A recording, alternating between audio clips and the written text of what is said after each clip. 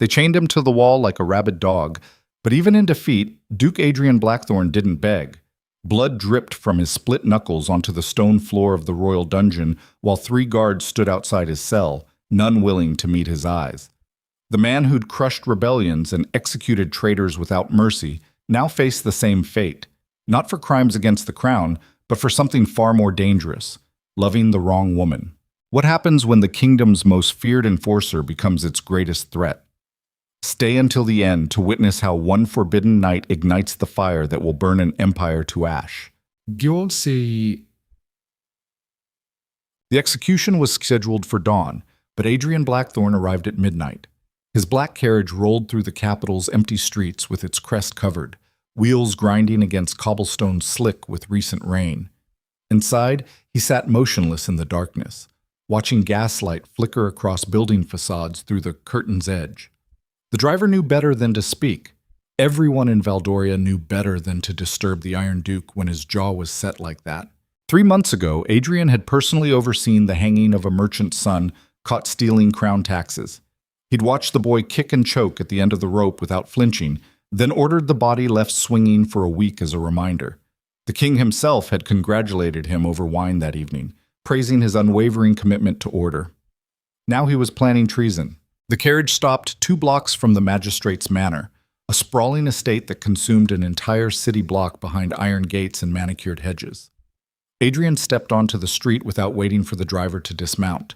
His boots splashed through a puddle that reflected the half-moon overhead. He shouldn't be here. Every logical part of his mind, the part trained since childhood to calculate risk and eliminate weakness, screamed at him to turn around. But logic had abandoned him 6 weeks ago at the royal masquerade, when a woman with dark hair and darker eyes had looked at him across a ballroom and shattered 20 years of carefully constructed armor with a single glance. Lady Celine Marrow, the magistrate's wife, forbidden on every conceivable level.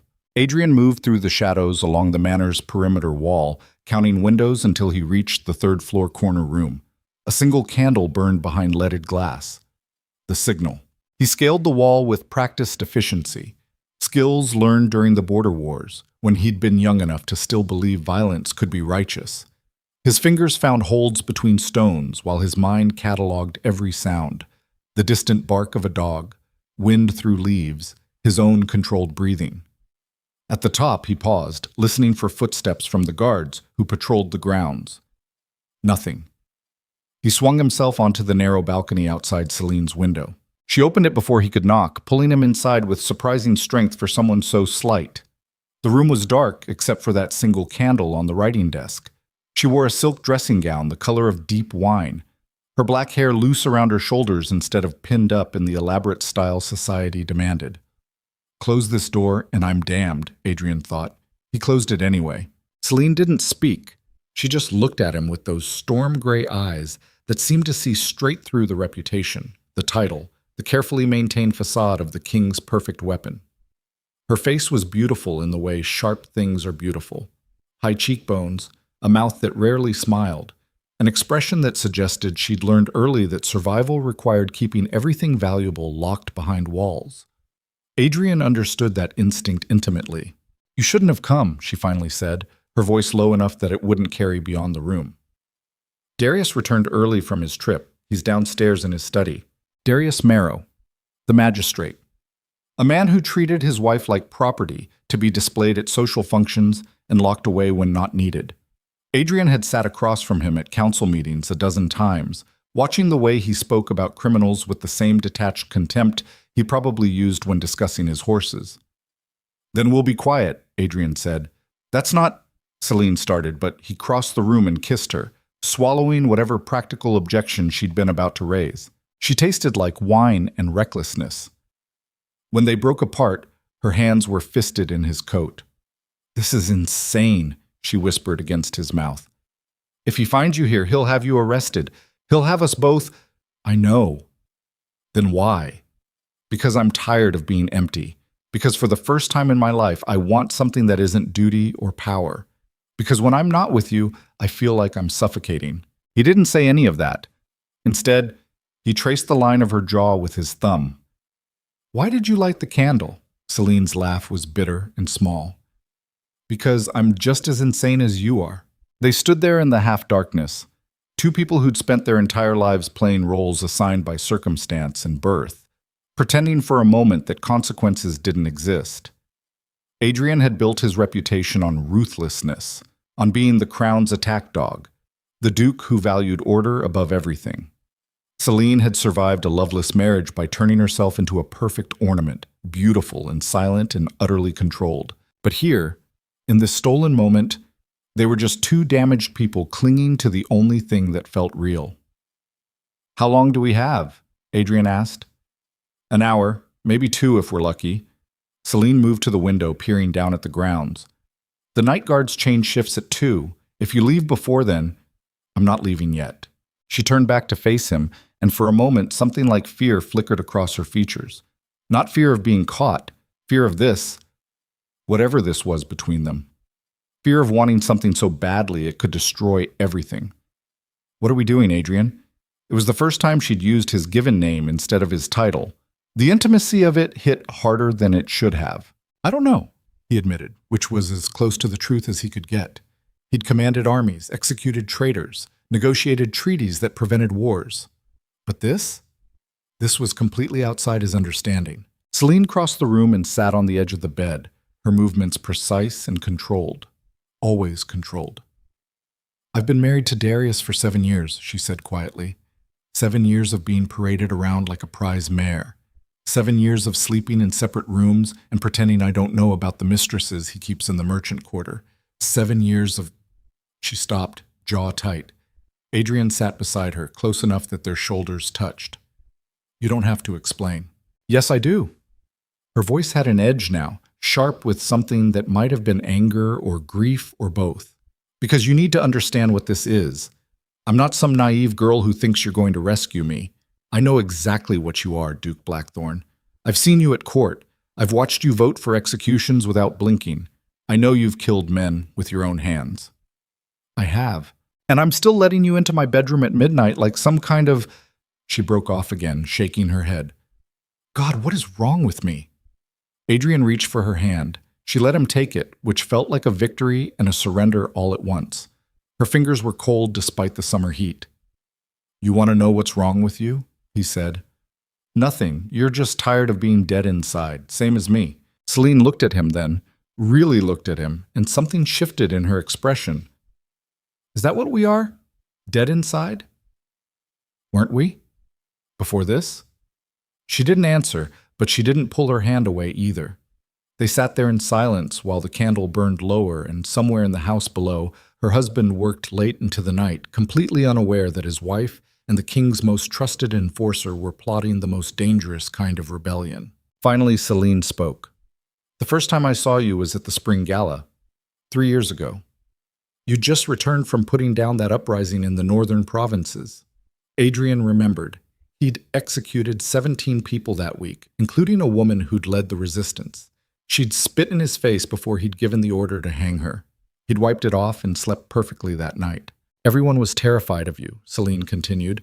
"The way you walked through that ballroom, it was like watching a predator move through a herd, and I thought, there's a man who's never had to compromise, never had to smile and pretend, never had to make himself smaller to survive." "You think I haven't compromised?" The laugh that escaped him was harsh. "Celine, I've compromised everything. My conscience, my humanity, everything that might have made me something other than the king's attack dog." "Then why do this? Why risk everything for..." She gestured between them. "For whatever this is." "Because I'm tired of compromising."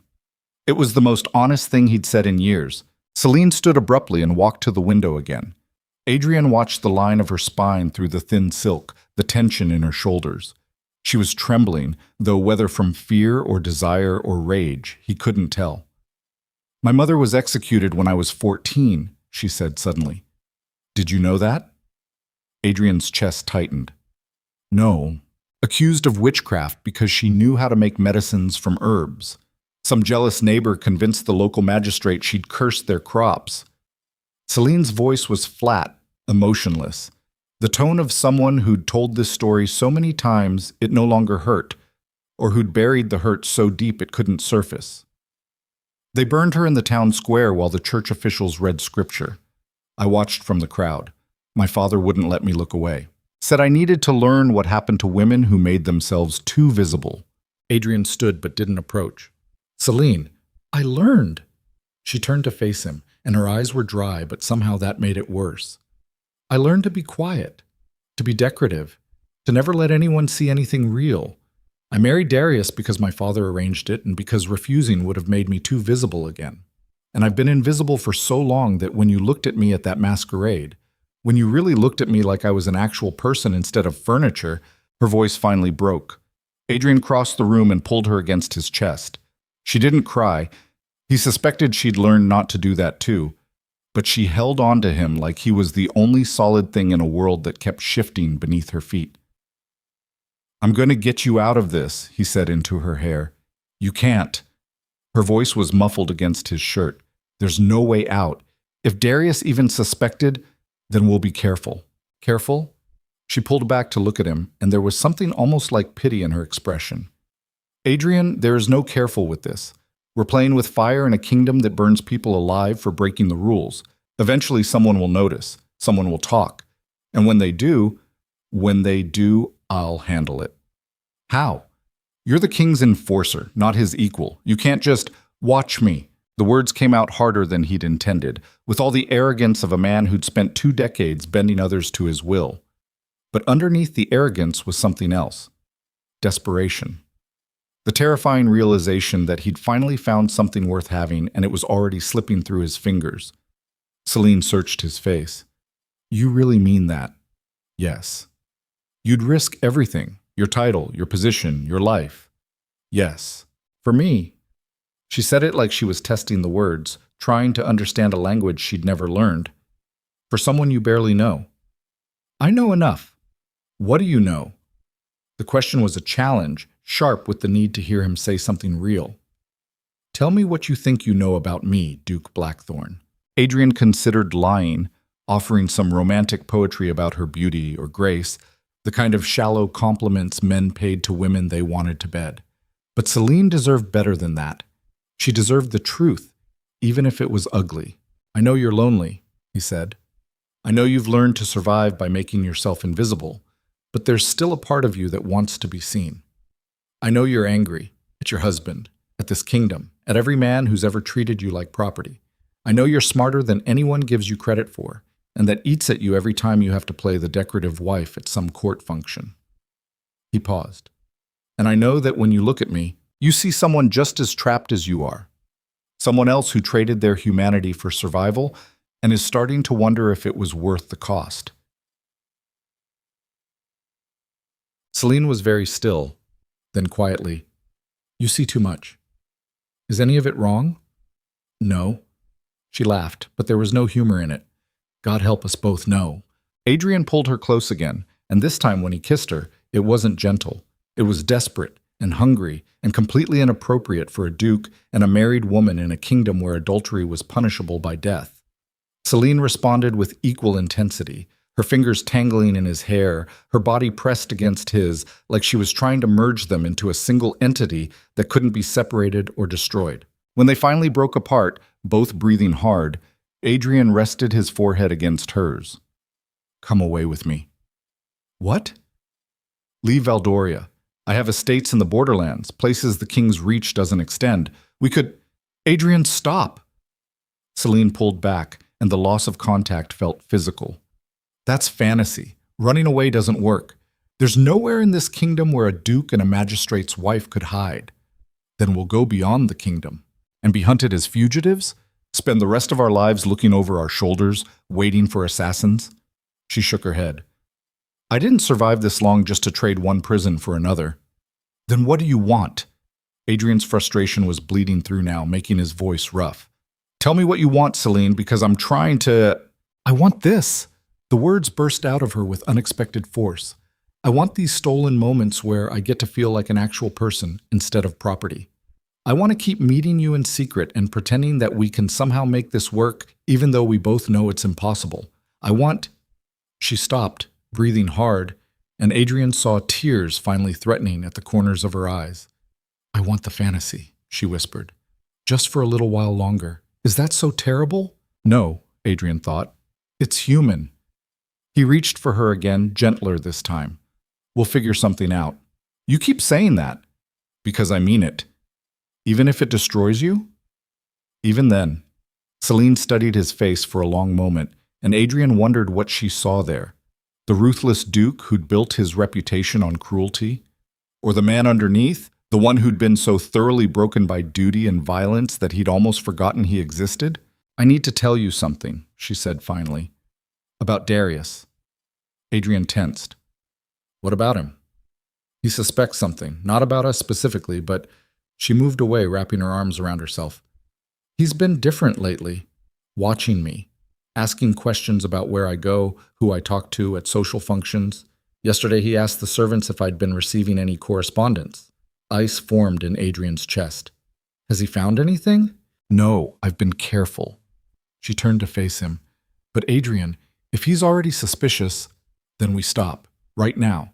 No more midnight visits, no more, is that what you want? The question hung in the air between them. Adrian thought about walking away, going back to his life of cold duty and colder nights, returning to the man who could watch executions without flinching and sleep soundly afterward. It would be safer, smarter, the logical choice. No, he said, but it's what we should do. Should? Celine's smile was bitter. I'm so tired of should. My whole life has been should. I should marry well. I should be grateful for my position. I should smile and be silent and never want anything for myself. She crossed the room to stand directly in front of him. Just once, I want to choose what I actually want instead of what I should want. Even if it kills us both? Even then. They looked at each other, two people who understood exactly how badly this could end, but were choosing it anyway. Adrian thought about all the men he'd executed for breaking the king's laws. He'd called them traitors, criminals, threats to order. He'd never once considered that maybe they'd been people who simply wanted something worth dying for. We'll be careful, he said finally. No more carriage visits, no more signals. We only meet at the masked balls where we can blend in with the crowd. Celine nodded. And no letters. Nothing that can be traced. Agreed. And if Darius confronts you, he won't. I'm the king's duke. He may be a magistrate, but he doesn't have the authority to question me. That won't matter if he has proof. Then we make sure he never gets proof. It was a plan built on hope and desperation. The kind of plan Adrian would have laughed at a month ago. But now, with Celine looking at him like he was something other than the Iron Duke, it seemed almost possible. Almost. A clock somewhere in the house chimed 1. Adrian glanced toward the window. I need to go. I know. Neither of them moved. Finally, Celine reached up and touched his face, her palm cool against his cheek. Promise me something. Anything. If this goes wrong, when this goes wrong, don't try to save me. Don't throw away everything you've built for ye. Celine, promise me, Adrian. Promise me that if it comes down to a choice between your life and mine, you'll choose yours. He should have promised. It was what she wanted to hear, and lying would have been kinder. But Adrian had spent his entire life lying, to the king, to the court, to himself. He couldn't do it to her. I can't promise that. Celine's eyes closed. You're going to get us both killed. Probably. And you still won't walk away. No. She kissed him then, soft and sad and achingly brief. Then I guess we're both insane. I guess we are. Adrian made himself step back, made himself move toward the window. Every instinct screamed at him to stay, to barricade the door and pretend the world outside this room didn't exist. But fantasy only worked if you didn't push it too far. He was halfway onto the balcony when Celine spoke again. Adrian? He turned. Thank you, she said quietly, for seeing me. The words hit him harder than any blade could have. Same to you. Then he was over the railing and climbing down, moving through shadows while his mind catalogued exit routes and potential witnesses. The Duke's mask was sliding back into place, professional and cold and completely in control. But underneath, in the parts of himself he'd thought were long dead, something was burning. Adrian made it back to his carriage without incident. The driver was exactly where he'd left him, pointedly not asking questions. They rolled back through empty streets while Adrian sat in darkness, thinking about gray eyes and stolen moments and the way Celine had trembled when he'd touched her. He was compromised. Completely, catastrophically compromised in a way that should terrify him. Instead, he felt alive for the first time in years. The carriage stopped outside his own estate, a fortress of stone and iron that matched his reputation. Adrian climbed out and dismissed the driver with instructions to forget where they'd been tonight. The man nodded. He'd been in Adrian's service long enough to understand that some secrets were worth keeping. Inside, the house was silent except for the tick of the grandfather clock in the entrance hall. Adrian's boots echoed on marble as he climbed the stairs to his study, already mentally planning the next steps. When could they meet again safely? Which events would Darius attend that might provide cover? How long could they maintain this before... He stopped. Someone was sitting in his study. Adrian's hand went instinctively to the blade he kept at his belt, muscle memory from too many years of sleeping light and trusting no one. Then the figure in the chair shifted, and gaslight caught a face Adrian knew well. Lord Chancellor Graves, the king's closest advisor and the most dangerous man in Valdoria, after the king himself. "Your Grace," Graves said pleasantly, as if sitting uninvited in someone's private study at 1 a.m. was completely normal. "I hope you don't mind the intrusion. I let myself in when I noticed you weren't home at this late hour." Adrian forced himself to remain calm, to channel every ounce of training into appearing utterly unconcerned. "Chancellor, to what do I owe the pleasure?" "Oh, just a friendly visit." Graves stood, brushing invisible dust from his coat. He was a thin man with sharp features and sharper eyes, the kind of person who noticed everything and forgot nothing. "I've been meaning to speak with you about a delicate matter." Ice water flooded Adrian's veins. "What matter?" "Loyalty." Graves crossed the room, his movements precise and controlled. "You've served the crown faithfully for 20 years, Duke Blackthorn. You've been our sword and shield, crushing every threat before it could take root. The king values that. I value that." "I'm honored." "Are you?" Graves tilted his head slightly. "Because lately, I've been hearing whispers that concern me. Whispers about our Iron Duke developing weaknesses that might compromise his judgment." Adrian met his gaze without flinching. "I'm not aware of any weaknesses, Chancellor." "No?" Graves smiled, and it was the smile of a predator circling prey. "That's interesting, because I could swear I saw your carriage near Magistrate Marrow's estate this evening. Strange place for the Duke to be conducting business at midnight, don't you think?" The world narrowed to a single point of crystalline clarity. Adrian had two choices: deny everything and hope Graves was bluffing, or admit enough to seem cooperative while revealing nothing damaging. He chose a third option. "The magistrate and I occasionally discuss matters of security that are best kept private," Adrian said smoothly. "I'm sure you understand the need for discretion in these troubled times." "Of course." Graves nodded like this made perfect sense. Though one might wonder why such discussions require climbing balconies instead of using the front door. Adrian's expression didn't change, but inside every alarm was screaming. Graves had people watching the house, probably had them watching Adrian too. The question was, how much did he actually know? "I'm not sure what you're implying, Chancellor." "I'm not implying anything, Your Grace. I'm simply reminding you that in Valdoria, we all serve at the king's pleasure, and the king expects absolute loyalty from those he's elevated to positions of power." Graves moved toward the door, then paused. "It would be a shame if anything, or anyone, were to compromise that loyalty. Don't you agree?" "Completely."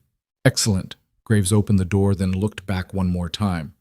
"Oh, and Duke Blackthorn, the king has asked me to inform you that Magistrate Marrow will be joining the Inner Council next month. You'll be working quite closely with him. I do hope that won't be awkward." Then he was gone, leaving Adrian alone in his study with the suffocating realization that everything had just changed. Darius joining the Inner Council meant proximity. It meant constant contact and scrutiny and 1,000 opportunities for the magistrate to notice something amiss. And if Graves already suspected...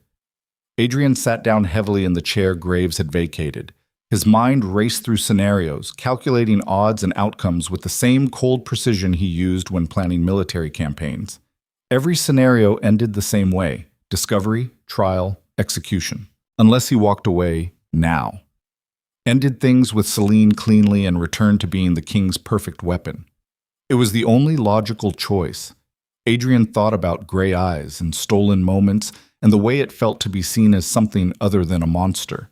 He thought about promises he couldn't keep and futures that didn't exist. He thought about what his life would look like if he returned to the comfortable numbness he'd lived in before Celine had shattered it with a single glance. Then he stood, walked to his desk, and began writing a coded message to be delivered tomorrow to a woman who was going to get him killed, because apparently being alive was worth dying for. The next 3 weeks passed in a carefully choreographed dance of stolen moments and mounting danger. Adrian and Celine met at the masked gala held every Saturday in the royal palace, blending into crowds of nobles who hid their identities behind elaborate masks while engaging in sanctioned debauchery that the church pretended not to notice. Behind a golden lion mask, Adrian could be someone other than the Iron Duke. Behind silk and feathers, Celine could forget she was property. They danced. They spoke in careful euphemisms that would mean nothing to anyone listening. They brushed hands in passing and pretended it was accidental, and every moment felt like standing at the edge of a cliff, waiting for the ground to give way. Darius began attending the inner council meetings exactly as Graves had promised. Adrian watched him across the table, cataloging every gesture and expression, searching for signs that the magistrate suspected his wife's betrayal. But Darius seemed more interested in advancing his political career than monitoring his marriage. That should have been reassuring. Instead, it made Adrian's instincts scream louder. On the 4th Saturday, everything fell apart. Adrian arrived at the gala early, scanning the crowd for Celine's distinctive mask, silver with black lace, designed to look like moth wings. He found it near the fountain in the palace gardens, where couples often retreated for privacy, that was. Adrian found Celine's silver mothwing mask near the fountain, but she wasn't wearing it. Lady Catherine Voss was. The realization hit him like a blade between the ribs. Catherine, a notorious gossip and close friend to half the noble wives in the capital, stood laughing with a group of courtiers. Celine's distinctive mask perched on her face like a trophy. Behind his own lion mask, Adrian felt his jaw locked tight enough to crack teeth. Where was Celine? He scanned the gardens with the methodical precision of someone trained to spot threats in crowds. Torchlit paths wound between sculpted hedges, where couples disappeared into shadows that weren't quite private enough. Musicians played from the palace balcony while servants moved through clusters of nobles offering wine that cost more than most citizens earned in a year. Then he saw her. No mask. Standing alone near the eastern wall where the garden lights didn't quite reach. Her face was pale in the moonlight, her expression carved from stone. Adrian's instincts screamed danger, but he was already moving toward her, drawn by the same gravity that had pulled him into her orbit from the first moment. When he got close enough to speak without being overheard, he kept his voice low. "What happened to your mask?" Celine's eyes met his, and what he saw there made his blood run cold. Not fear, something worse. Resignation. "Catherine borrowed it," she said flatly. "Said it matched her dress better than her own. I didn't have a reason to refuse that wouldn't seem suspicious. So you're standing here exposed where anyone can... It doesn't matter anymore." Her voice was eerily calm, the kind of calm that comes right before a complete collapse. "Adrian, we need to stop this, tonight, right now." He went very still. "What are you talking about?" "Darius knows." The words came out quiet but absolute. "I don't know how much, but he knows something. This afternoon he asked me point blank if I was having an affair." The world tilted slightly. Adrian's mind immediately began calculating exits, witnesses, damage control. "What did you tell him?" "I denied it, obviously." Celine wrapped her arms around herself despite the summer heat. "But he didn't believe me. I could see it in his face. He's going to be watching everything I do now, and if we keep meeting like this, then we'll find another way. There is no other way." The words burst out sharper than she'd intended. She glanced around to make sure no one had heard, then lowered her voice again. "Adrian, listen to me. This was always going to end badly. We knew that from the start. But if we stop now, there's still a chance we both survive this. I'm not walking away from you. You have to." Her eyes were bright but dry. "Because I'm not strong enough to do it myself, which means you need to be strong enough for both of us." Adrian reached for her hand before remembering they were in public, Even if this corner was relatively isolated, he let his arm drop. Celine, go home, Duke Blackthorn. She said his title like a curse. Go back to being the king's perfect weapon. Marry some appropriate noble woman and have appropriate noble children, and forget this ever happened. I can't do that. Why not? The question came out raw. Why can't you just let this go like a normal person who values his own survival? Because I've spent 20 years being dead inside and you made me feel alive. Because the thought of going back to that emptiness is worse than any execution. Because I'm selfish and broken and apparently willing to burn the entire kingdom down just to keep you. He didn't say any of that. Instead, the same reason you can't let it go either. Celine closed her eyes. We're going to get each other killed. Probably. That doesn't scare you? Terrifies me. Adrian glanced over his shoulder. Still no one close enough to hear. But not as much as losing you does. She laughed, bitter and quiet. You barely know me. I know enough. You know what you want to see. Some tragic prisoner who needs rescuing, but I'm just a woman who made bad choices and is finally facing the consequences. That's not your grace. The voice came from behind them, smooth and cold as winter steel. Adrian turned to find Lord Chancellor Graves standing 3 feet away, appearing out of nowhere like some kind of malevolent ghost. His thin face was arranged in an expression of polite concern that didn't reach his eyes. Chancellor. Adrian's voice came out perfectly controlled, giving away nothing. I didn't see you arrive. I've been here for some time. Graves's gaze flicked to Celine, then back to Adrian, observing the festivities. And I couldn't help but notice Lady Marrow standing alone without a mask. Quite unusual for these events, wouldn't you say? Celine's face remained neutral, but Adrian saw the tension in her shoulders. I lent mine to Lady Catherine, she said. A moment of generosity I'm now regretting. How unfortunate. Graves smiled with too many teeth. Though I imagine the Duke was just offering to escort you back inside where you might find another.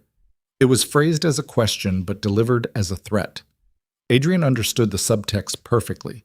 Graves was making it clear he'd seen them talking alone, that he was cataloging this interaction for future use, and that Adrian's next move would determine exactly how dangerous this moment became. Actually, Celine said before Adrian could respond, I was just about to find my husband. I believe he's in the West Gallery discussing some council matter. She walked away without looking at Adrian again, her spine straight and her steps measured. Watching her go felt like watching part of himself disappear into darkness. Graves waited until she was out of earshot before speaking. The magistrate's wife is quite beautiful, isn't she? I haven't noticed. No? The Chancellor's smile widened. How interesting, because from where I was standing, it looked very much like you had noticed. In fact, it looked like you've been noticing for quite some time. Adrian met his gaze without flinching. I'm not sure what you're implying, Chancellor, but I'd advise you to be careful. Spreading rumors about the King's Duke could be considered treason? Graves laughed softly. Oh, Your Grace, I'm not spreading rumors. I'm preventing them, which is why I'm going to give you some advice, and I suggest you take it very seriously. He stepped closer, near enough that his next words wouldn't carry beyond the two of them. End whatever this is. Tonight.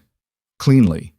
Because if you don't, I'll be forced to inform His Majesty that his most trusted enforcer has developed a weakness that makes him a liability to the crown, and we both know how the king deals with liabilities. The threat was clear and absolutely sincere. Adrian had seen the king order executions for far less than adultery with a married noblewoman. Loyalty was everything in Valdoria, and divided loyalty was the same as no loyalty at all. There's nothing to end, Adrian said. Then you have nothing to worry about. Graves straightened his coat. Though I would suggest avoiding any more private conversations with Lady Marrow. People talk, Your Grace. And in this court, talk is just as dangerous as steel.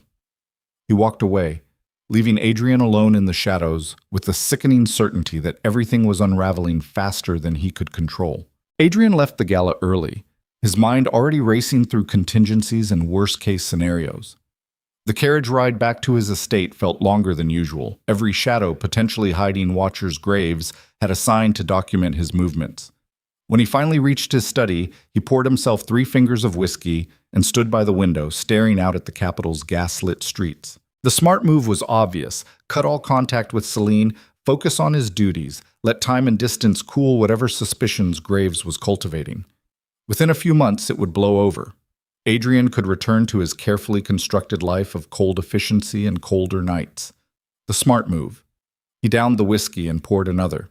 The problem was that smart moves required caring about survival more than you cared about anything else. And somewhere in the last 2 months, Adrian had stopped caring about survival at all. 3 days passed without contact. Adrian attended council meetings where Darius sat across the table, the magistrate's face revealing nothing. If Darius suspected his wife's affair, he gave no outward sign. He participated in discussions about tax policy and criminal sentencing with the same bland competence he'd always displayed, which somehow made it worse. A jealous rage Adrian could anticipate and counter.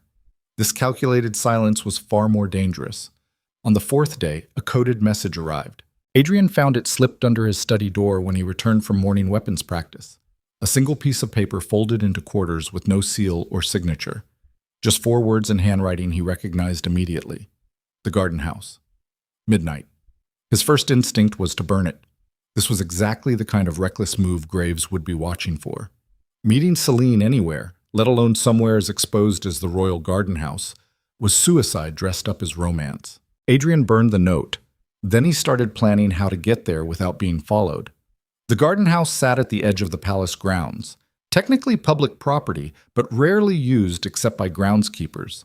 It was a small stone structure, half covered in ivy, built generations ago when some long-dead king had wanted a private retreat from court politics. Adrian approached it from the east, having left his carriage blocks away and taken a deliberately convoluted route through back alleys and servants' passages. If anyone was following him, they'd earned their pay. The door was unlocked. Inside was a single room with a stone floor and narrow windows that let in moonlight, but not much else. Celine stood by the far wall, still wearing the evening dress from whatever function she'd attended earlier. Her hair was coming loose from its pins. "This is insane," Adrian said by way of greeting. "I know." She didn't move toward him. "But I needed to see you, needed to—" She stopped, shaking her head. "God, I don't even know what I needed. Just that 3 days felt like 3 years and I was losing my mind." Adrian crossed the room and pulled her against him, all his carefully rehearsed arguments about safety and caution evaporating the moment she was close enough to touch. She buried her face against his chest and held on like she was drowning. "Darius is having me followed," she said into his shirt. "I noticed 2 days ago. Different men, rotating shifts, trying to be subtle, but I've lived with paranoia long enough to recognize surveillance when I see it." Ice formed in Adrian's stomach. "How did you get here without them seeing?" "I didn't. I let them see me go to Lady Catherine's house for tea, then slipped out through the servants' entrance while Catherine kept talking to an empty chair." She pulled back to look at him. "They'll figure it out eventually. Probably already have. Which means we have maybe an hour before this whole thing explodes. Then we use that hour." Adrian framed her face with both hands. "Pack what you can carry. I'll have horses waiting at the north gate. We can reach my border estates by dawn if we ride hard. Adrian, I know it's not perfect, but it buys us time. Once we're outside the capital, we can figure out the next step." "There's no next step." Her voice rose with frustration. "Don't you understand? There's nowhere in Valdoria we can go where Darius or the king or Graves won't eventually find us. Running just delays the inevitable." "Then we delay it. We take whatever time we can get instead of just rolling over and accepting, 'I'm pregnant.'" The words hit like a physical blow. Adrian went completely still, his hands dropping from her face as his brain struggled to process what she'd just said. "What?" "I'm pregnant." Celine's voice was flat, emotionless, the tone of someone delivering a death sentence. 6 weeks, maybe 7. I haven't bled since before we started this, and I've been sick every morning for the past 2 weeks. Adrian's mind raced through implications and calculations. 6 weeks ago, they'd first, which meant, "It's mine," he said. "Yes. Darius hasn't touched me in over a year. He'll know immediately it isn't his." She wrapped her arms around herself. "Which means the moment I start showing, I'm dead. Adultery is punishable by fire, Adrian. They'll burn me in the Capitol Square and make it a spectacle." The room felt too small suddenly, the air too thin. Adrian had witnessed dozens of executions by fire, had even ordered a few himself when crimes were severe enough to warrant that level of punishment. He knew exactly what it looked like when someone burned alive. The screaming, the smell, the way it took far too long for death to finally arrive. The thought of Celine enduring that. "We run," he said flatly. "Tonight, right now. Forget the horses, we'll take my fastest carriage and—" "To where?" She looked at him with eyes that had already accepted their fate. "Where exactly do we run where a duke and a pregnant noblewoman won't be noticed? Where the king's reach doesn't extend? You're talking about fairy tales, Adrian. There is no escape." "Then I'll confess. I'll tell the king it was entirely my fault, that I pursued you, that you tried to resist, but I— They'll still kill me. Maybe you too, but definitely me. The law doesn't care whose fault it is. Adultery carries a death sentence, regardless of circumstances." Adrian's hands curled into fists at his sides. For 20 years, he'd solved problems through violence and political maneuvering, crushing every threat before it could take root. But this couldn't be solved by killing the right people or making the right alliances. This was a trap that had already closed around them both. "There has to be something—" "There isn't." Celine's voice broke on the words. "This is what we get for being selfish, for thinking we could have something beautiful in a kingdom built on cruelty. I knew it would end like this. I told you it would end like this. Stop talking like we're already dead. We are. Or at least I am. And you—" She pressed her hands against her face. "God, Adrian, you need to leave right now. If anyone saw you come here, if they connect us, I'm not leaving you. You have to. One of us surviving is better than both of us burning. No." The word came out hard and absolute. "I'm not abandoning you to save myself. I'm not that person anymore." "Then you're an idiot." But her voice had lost its edge, replaced by something that sounded almost like relief, like some part of her had been terrified he would walk away, even though she'd been begging him to do exactly that. They stood there in the half-darkness of the garden house. Two people who'd gambled everything on a doomed affair and were finally facing the cost. Adrian pulled her close again, gentler this time. "How long until you start showing?" "A few months, maybe 3 if I'm lucky." "Then we have 3 months to figure something out."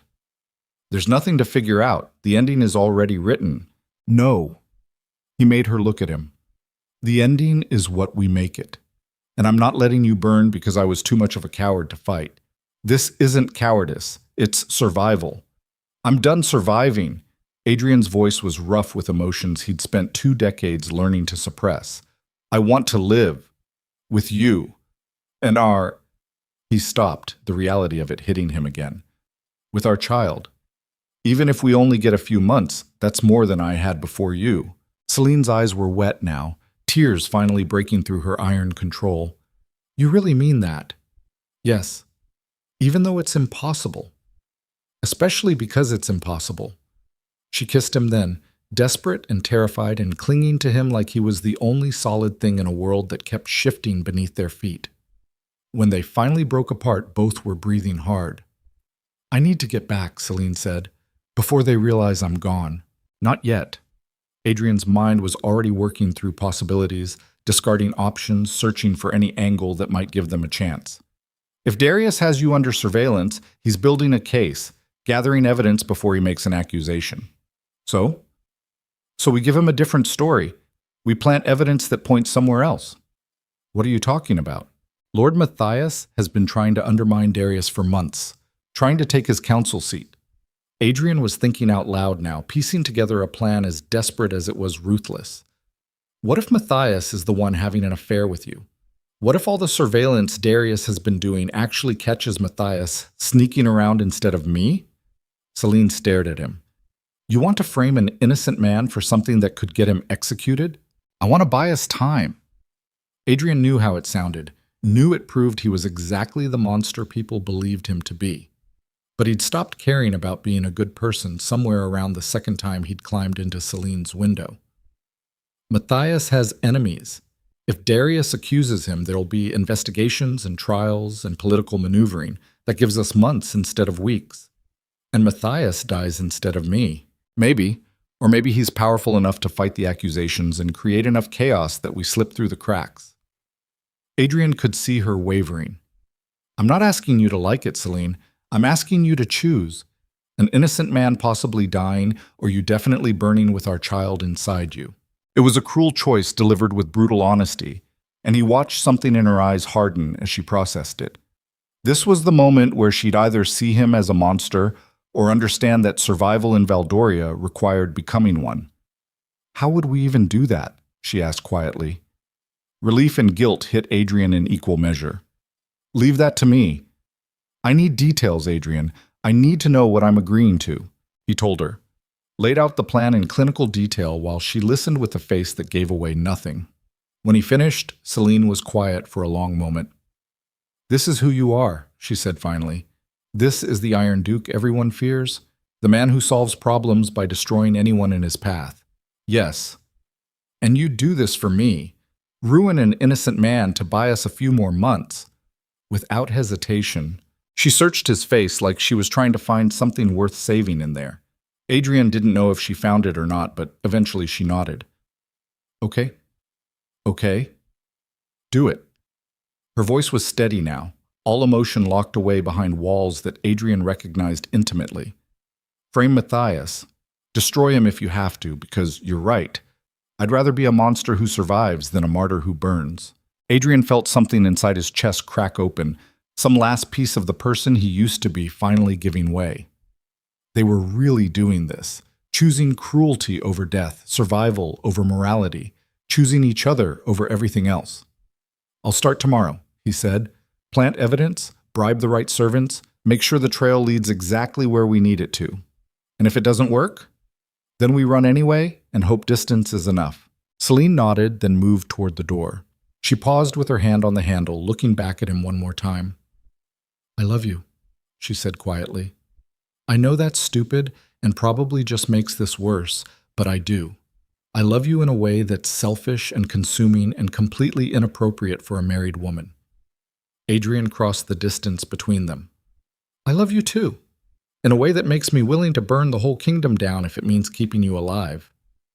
That's terrifying. I know. They kissed again, brief and hard, sealing whatever dark pact they'd just made. Then Celine was gone, slipping out into the night while Adrian stood alone in the garden house, already planning the destruction of a man who'd done nothing except exist in the wrong place at the wrong time. 3 weeks later, Lord Matthias was arrested. The evidence was damning. Love letters in his handwriting found hidden in Lady Marrow's chambers, testimony from servants who'd seen him entering the magistrate's estate late at night, receipts from a jeweler showing expensive gifts that matched pieces Celine had been seen wearing. All of it fabricated. All of it carefully planted by Adrian through a network of bribes and blackmail that proved he'd learned exactly the right lessons from 20 years of political warfare. Darius presented the evidence to the king personally, demanding justice for the insult to his honor. The court erupted in scandal, exactly the kind of messy, attention-grabbing chaos that made people stop looking too closely at anything else.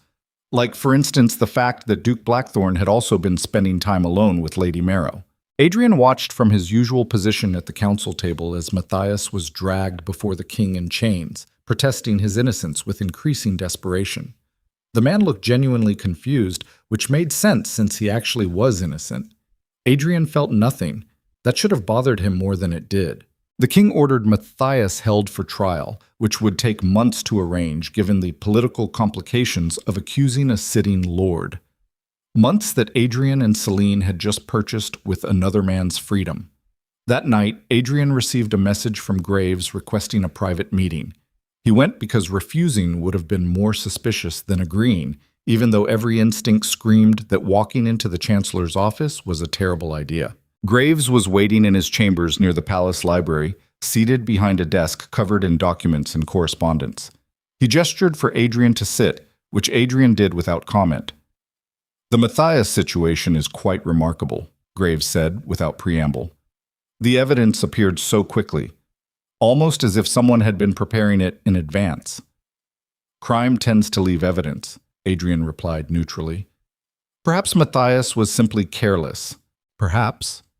Graves leaned back in his chair. Though I can't help noticing how convenient the timing is. Just when questions were beginning to circulate about certain other nobles and their relationship with Lady Marrow, suddenly we have a completely different suspect with airtight evidence. Adrian met his gaze without flinching. I'm not sure what you're implying, Chancellor. I'm implying that you're far more clever than I gave you credit for. Graves smiled, and it was the smile of someone who'd just finished solving a particularly interesting puzzle. And far more ruthless. Framing an innocent man to deflect suspicion from yourself, that takes a special kind of moral flexibility. I didn't frame anyone. Please, Your Grace. We're both professionals here. Let's not insult each other with denials. Graves pulled a document from his desk and slid it across. This is a witness statement from one of the servants you bribed, the one who supposedly saw Matthias entering the Marrow estate. Except the bribe wasn't quite large enough, and when I offered more gold, she became remarkably forthcoming about who actually paid her to lie. Adrian's expression didn't change, but inside, ice was spreading through his veins. And what do you plan to do with that statement? That depends entirely on you. Graves folded his hands on the desk. See, I don't particularly care about your affair with Lady Marrow. Adultery among nobles is hardly uncommon, even if most are more discreet. What I care about is maintaining stability in this kingdom, and you, Duke Blackthorn, have become profoundly unstable. I serve the king faithfully. You serve yourself. You've compromised your judgment, destroyed an innocent man, and demonstrated that your personal desires now outweigh your loyalty to the crown. Graves's voice was clinical, detached. That makes you dangerous. Then arrest me. I'm not going to arrest you. Graves looked almost amused. I'm going to give you a choice. You can end your relationship with Lady Marrow immediately and completely, help me quietly release Matthias with some face-saving explanation, and return to being the faithful weapon the king needs. Or, he paused, I can present this evidence to His Majesty and watch while he executes both you and the lady for adultery and conspiracy. Adrian's hands tightened on the arms of his chair. You'd kill an innocent woman. I'd kill a threat to stability. Her pregnancy makes this particularly urgent, by the way. Yes, I know about that too. Word travels in servant quarters, especially when Duchess wannabes start getting morning sickness. Everything inside Adrian went very cold and very still. You have until dawn, Graves continued. End it, or I end you both. Those are your options. Adrian stood, his mind already racing through possibilities. He could kill Graves right now. One quick motion and the Chancellor's neck would snap before he could cry for help. But that would only delay the inevitable. Graves wasn't working alone, and murdering him would just confirm every accusation. I'll consider your offer, Adrian said. You'll accept my offer, because we both know you're not actually willing to die for this woman, no matter what pretty words you've been telling her. Graves's smile widened. You're a survivor, Duke Blackthorn. Always have been, and survivors don't choose love over life. Adrian left without responding, his mind churning through scenarios and outcomes as he walked back through palace corridors that suddenly felt like a maze with no exit. Graves was right about one thing. Adrian was a survivor. He'd spent his entire life making whatever compromises were necessary to stay alive and powerful. But somewhere between the first midnight visit and tonight, something fundamental had changed. He wasn't willing to survive without Celine anymore, which meant the only option left was the one he'd been avoiding since this whole thing started: open rebellion against the very system that had created him. Adrian reached his estate and went directly to his study, pulling maps and documents from locked drawers. If they were going to run, they needed a real plan.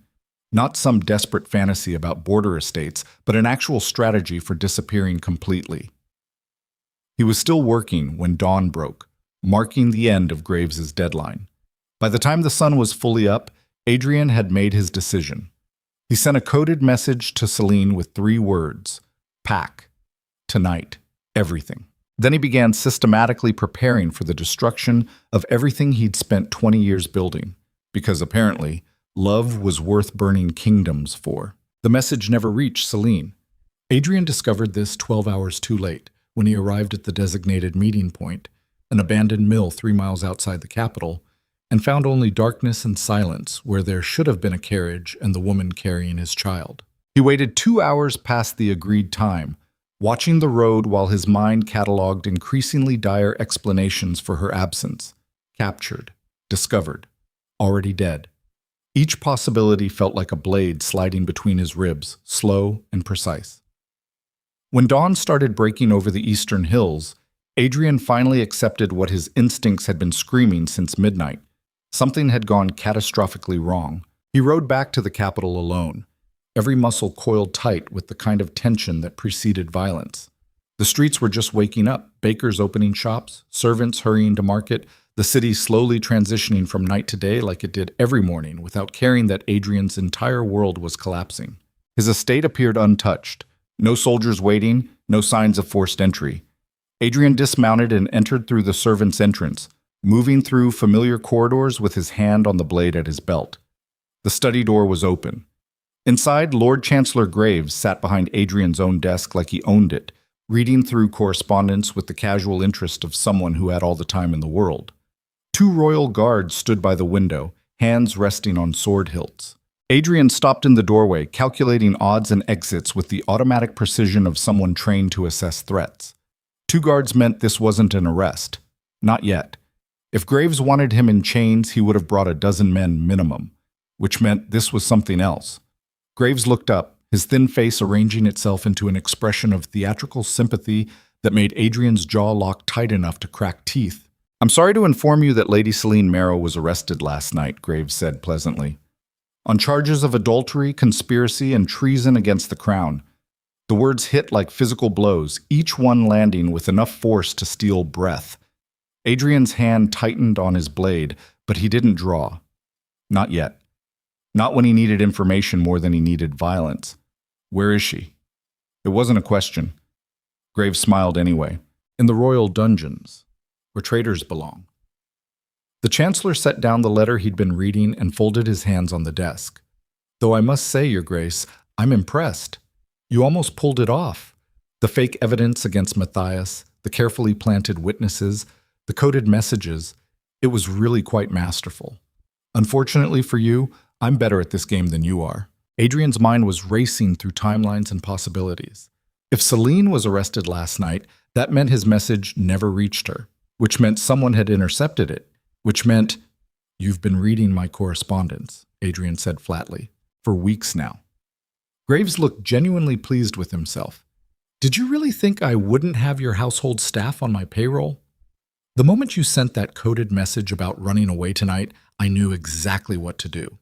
I simply waited until Lady Marrow started packing, then had her taken into custody along with all the evidence she'd so helpfully gathered in one place." The guards shifted slightly, hands moving closer to weapons. Adrian forced himself to remain still, to channel every ounce of rage into cold calculation instead of the violence screaming through his veins. What happens now? Now? Graves stood, moving around the desk with measured steps. "Now the king has ordered a public trial. Lady Marrow will be formally charged, evidence will be presented, and she will be found guilty because she is guilty. Then she'll burn in the capital square as an example to every other noble wife who thinks she can break her marriage vows without consequences. When 3 days, His Majesty wants time to properly publicize the event. Make sure the entire kingdom witnesses what happens to traitors." He paused. "You're welcome to attend, of course. I'm sure Lady Marrow would appreciate seeing your face one last time before the flames take her." Adrian's control was fraying at the edges, rage and grief and helplessness mixing into something toxic that threatened to consume what was left of his rationality. 3 days. 72 hours until Celine burned alive with their child inside her. Unless he did something so spectacularly reckless that it either saved her or destroyed them both. "What about me?" Adrian said quietly. "If she's guilty of adultery, then so am I." Graves tilted his head, considering. Technically true. However, the king has decided to show you mercy in recognition of your years of faithful service. Your temporary lapse in judgment, seduced by a beautiful woman, happens to the best of men, will be forgiven provided you publicly renounce any connection to Lady Marrow and resume your duties without further incident.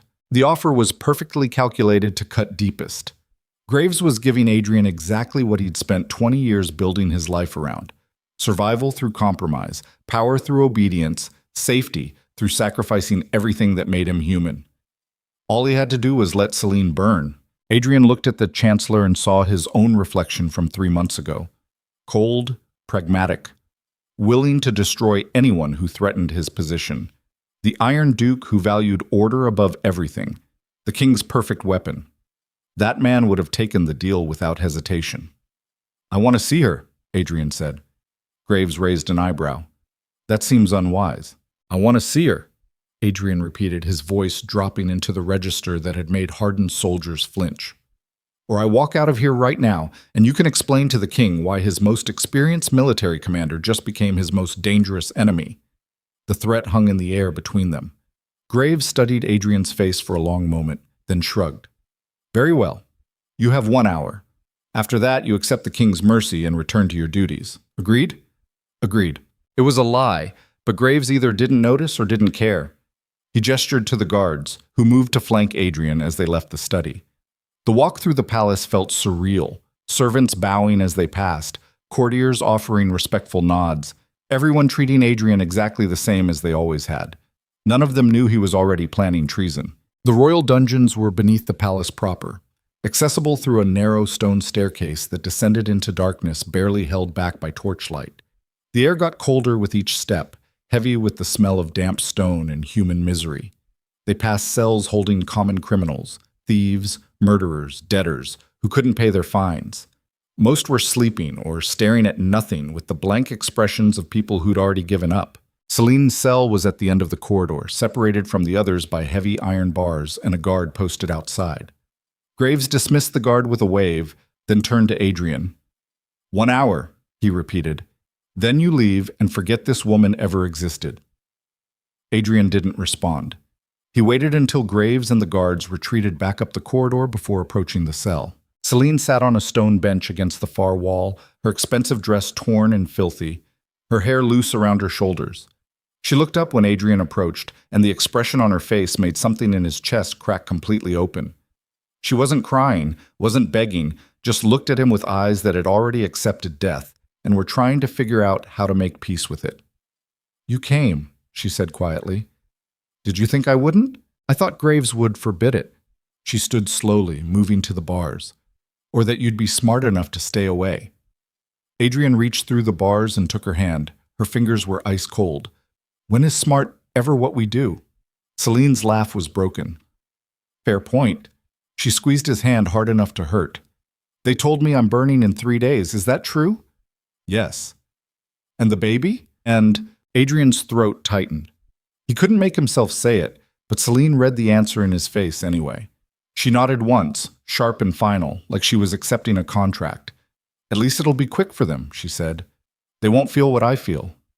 Don't talk like that. Like what? Like I'm dying? Adrian, I am dying. We both know it. The evidence is solid, the king wants an example made, and there's no political maneuvering that gets me out of this. I'm working on something. What? Breaking me out? She shook her head.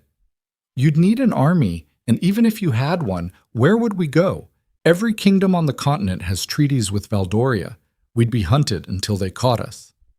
Then we fight. Against the entire crown? You'd die in the attempt and I'd still burn. At least this way, one of us survives. Adrian pulled her closer to the bars, close enough that he could see the faint bruise on her cheekbone where someone had hit her during the arrest. Rage flooded through him, hot and vicious. Who hurt you? Does it matter? Celine's voice was steady, but her eyes were wet. I've been hurt worse by this kingdom in less obvious ways. A bruise is nothing compared to what's coming. Tell me his name. Adrian. Tell me. She studied his face for a long moment, then sighed. The guard who arrested me.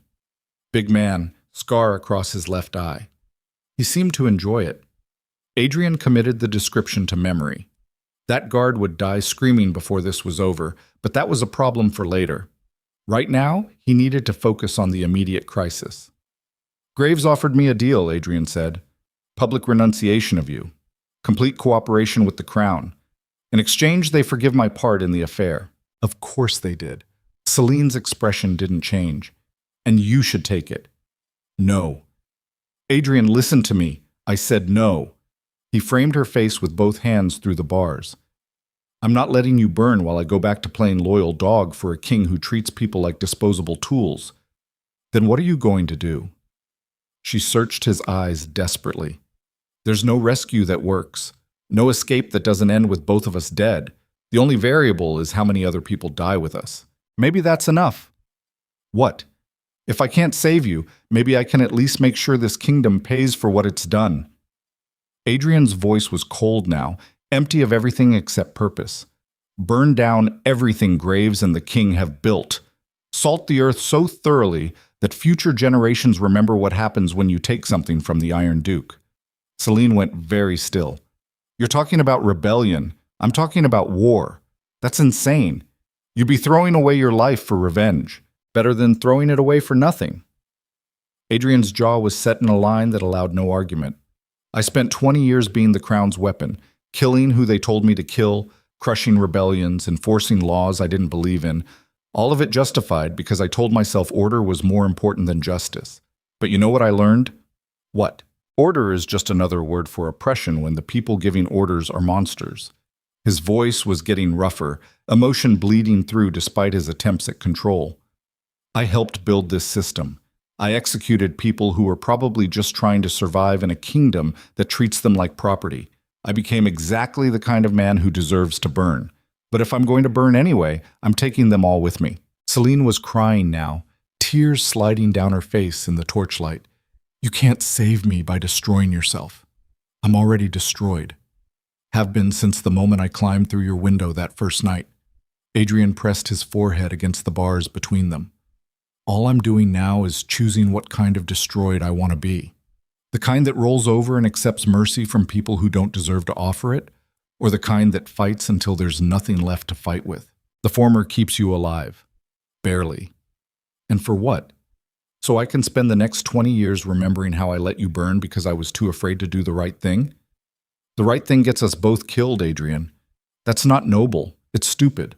Maybe. But it's the only choice I can live with." He pulled back to look at her properly. "I love you. I know that's not enough to change anything, but I need you to know. Whatever happens in the next 3 days, you changed me. Made me remember what it feels like to be human instead of just a weapon." Celine reached through the bars and grabbed his coat, pulling him as close as the iron would allow. "I love you too, which is why I'm begging you not to do this. Not to throw your life away on some doomed rescue attempt that only ends with both of us dead. Too late. I already sent the messages." "What messages?" Adrian had debated telling her, knowing it would only make her more afraid, but she deserved the truth even if it was ugly. "To every contact I have in the military, every commander who owes me favors, every soldier who's fought under my command, every noble who's benefited from my protection over the years. I called in every debt, offered every bribe, made every threat I could think of. For what? To storm the Capitol Square on the day of your execution." He said it calmly, like he was discussing weather, instead of planning open war against the crown.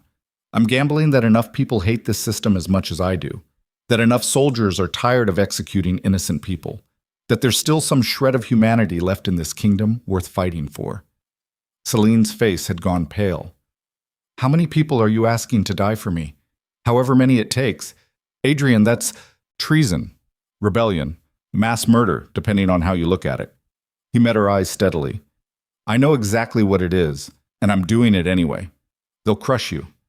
Graves will see it coming and have soldiers waiting. You'll die before you even reach the square. Probably. But there's a chance, small, almost non-existent, but still a chance, that we pull it off. That enough chaos erupts that you can slip away in the confusion. And I'll take that over no chance at all." Celine was shaking her head, fresh tears streaming down her face. "This isn't a rescue. It's a suicide mission dressed up as hope. Hope is all we have left." "No." She grabbed his face with both hands, forcing him to meet her eyes. "What we have left is 3 more days of you being alive. 3 more days where I know you exist somewhere in this world, even if I can't touch you. Don't throw that away for a fantasy about saving me. It's not a fantasy. It's a plan. It's a delusion." Her voice cracked. "Adrian, please. I am begging you. Take Graves's deal. Walk away. Live the life you built, even if I can't be part of it. I can't. Why not? Because I'd rather die trying to save you than live knowing I didn't even attempt it." Adrian's voice was rough with emotion he'd stopped trying to contain. "You asked me once what I know about you. Want to know what else I learned? That some things are worth dying for. That spending 20 years dead inside is worse than spending 20 minutes actually alive. That I'd rather burn with you than grow old without you." Celine closed her eyes. her whole body shaking with suppressed sobs. "You're going to break my heart right before they burn me alive. Is that the plan? The plan is to not let them burn you at all. And if it fails, then at least we tried. At least we didn't just roll over and accept what monsters decided our fate should be."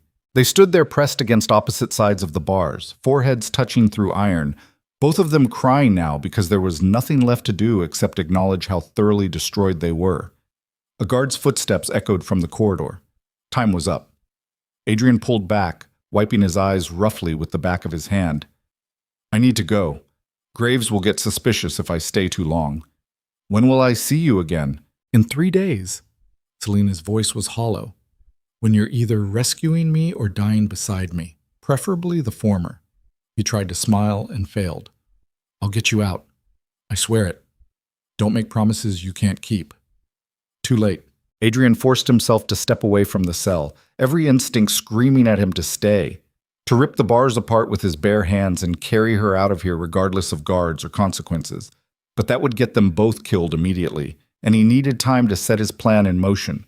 So he walked away while Celine watched with eyes that had already started grieving him. The guard outside gave him a knowing look that Adrian wanted to carve off his face, but he kept walking. Up the stairs, through the palace, out into morning sunlight that felt like an insult given the darkness spreading through his chest. Graves was waiting by the palace entrance, his expression carefully neutral. "Did you say your goodbyes?" the chancellor asked. "Something like that." "Good. Then you're ready to accept the king's mercy and resume your duties." Adrian looked at him for a long moment, this thin man who'd spent his entire life manipulating others to maintain a system built on cruelty and fear. Graves probably thought he'd won, thought he'd successfully backed the Iron Duke into a corner where cooperation was the only option. He had no idea what was coming. "Of course," Adrian said. "Whatever the king requires." "Excellent," Graves smiled. "Then I'll inform His Majesty that you've seen reason. The trial begins tomorrow morning. Lady Mara will be sentenced by afternoon, and the execution is scheduled for the following dawn. I trust you'll conduct yourself appropriately throughout." Naturally. Adrian left before Graves could ask more questions, climbing into his carriage with his mind already racing through logistics and timing. 2 days until the trial. 1 more day until the execution. 72 hours to gather forces, plan an assault, and pray that enough people answered his call to make a difference. The odds were catastrophically bad. Adrian had fought enough battles to recognize a suicide mission when he saw one. But he'd also learned that sometimes impossible odds were the only odds worth betting on. Back at his estate, Adrian went directly to his study and began burning everything. Letters, documents, correspondence, anything that might be used against the people who'd agreed to help him. If this went wrong, he wanted as few others caught in the fallout as possible. A knock on the door interrupted him halfway through, destroying his personal files. "Enter." His steward appeared, looking uncharacteristically nervous. "Your Grace, there's a visitor. Says it's urgent." "Who?" "Lord Matthias, Your Grace. The man you—" "Send him in." This was unexpected and potentially catastrophic. Matthias had been quietly released after Graves extracted his confession, sent home with vague apologies about mistaken evidence. Adrian had assumed the man would stay far away from anything involving him or Celine. Apparently not.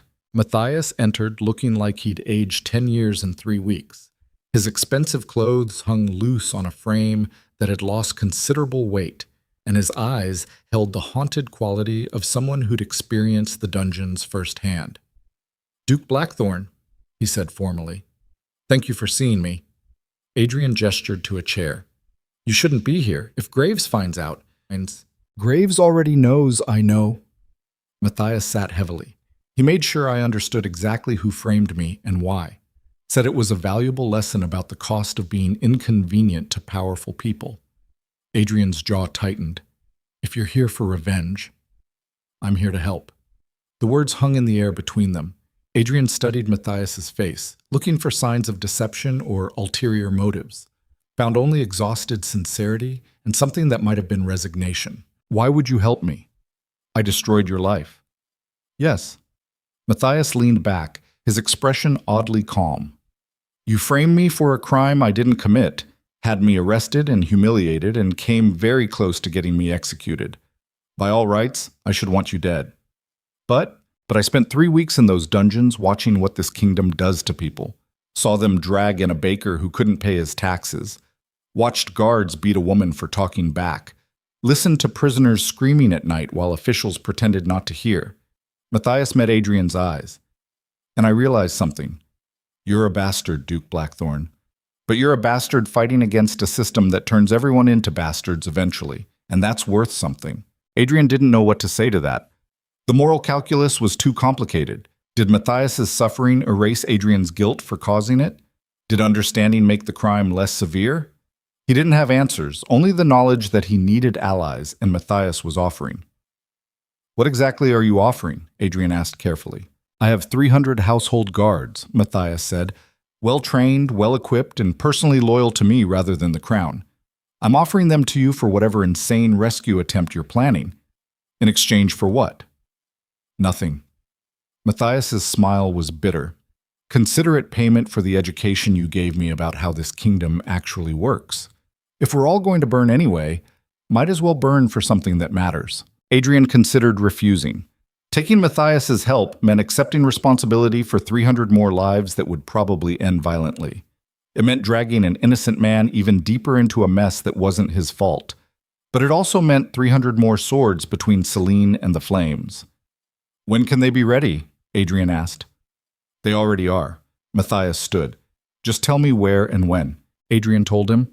Watch the other man's face go pale as the full scope of the plan became clear. To Matthias's credit, he didn't back out even when Adrian explained exactly how suicidal the odds were. 2 more nobles arrived before nightfall, both offering soldiers and resources. Then a commander from the northern garrison. Then a merchant with connections to smugglers who could provide weapons. Word was spreading faster than Adrian had anticipated, carried by servants and sympathizers who'd been waiting for someone, anyone, to finally push back against the system. By midnight, Adrian had commitments for nearly 2,000 fighters. It wasn't nearly enough to fight the entire royal army, but it might be enough to create chaos, to overwhelm the execution square long enough for someone to cut Celine free and disappear into the city. Might. Maybe. Possibly. Adrian spent the night making final preparations, writing contingency plans and backup strategies for scenarios that all ended with most of his people dead.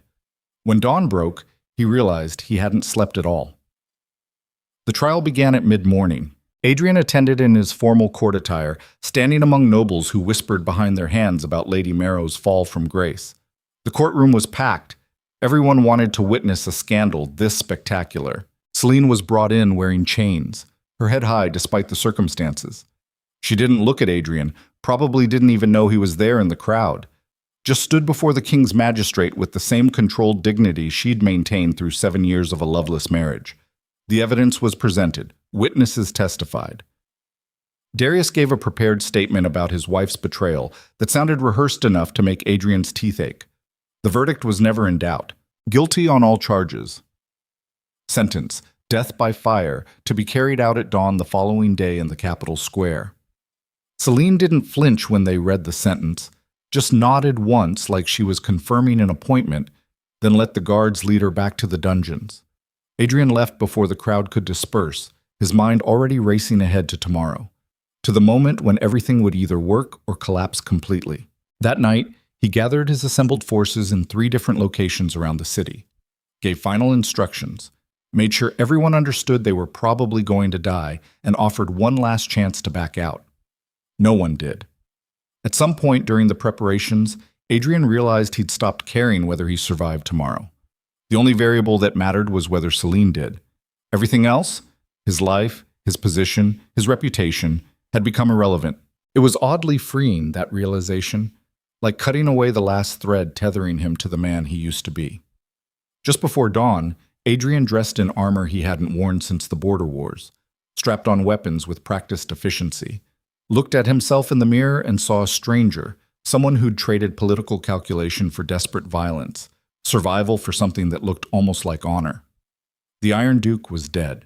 What stood in his place was just a man who loved a woman and was willing to burn the world down to save her.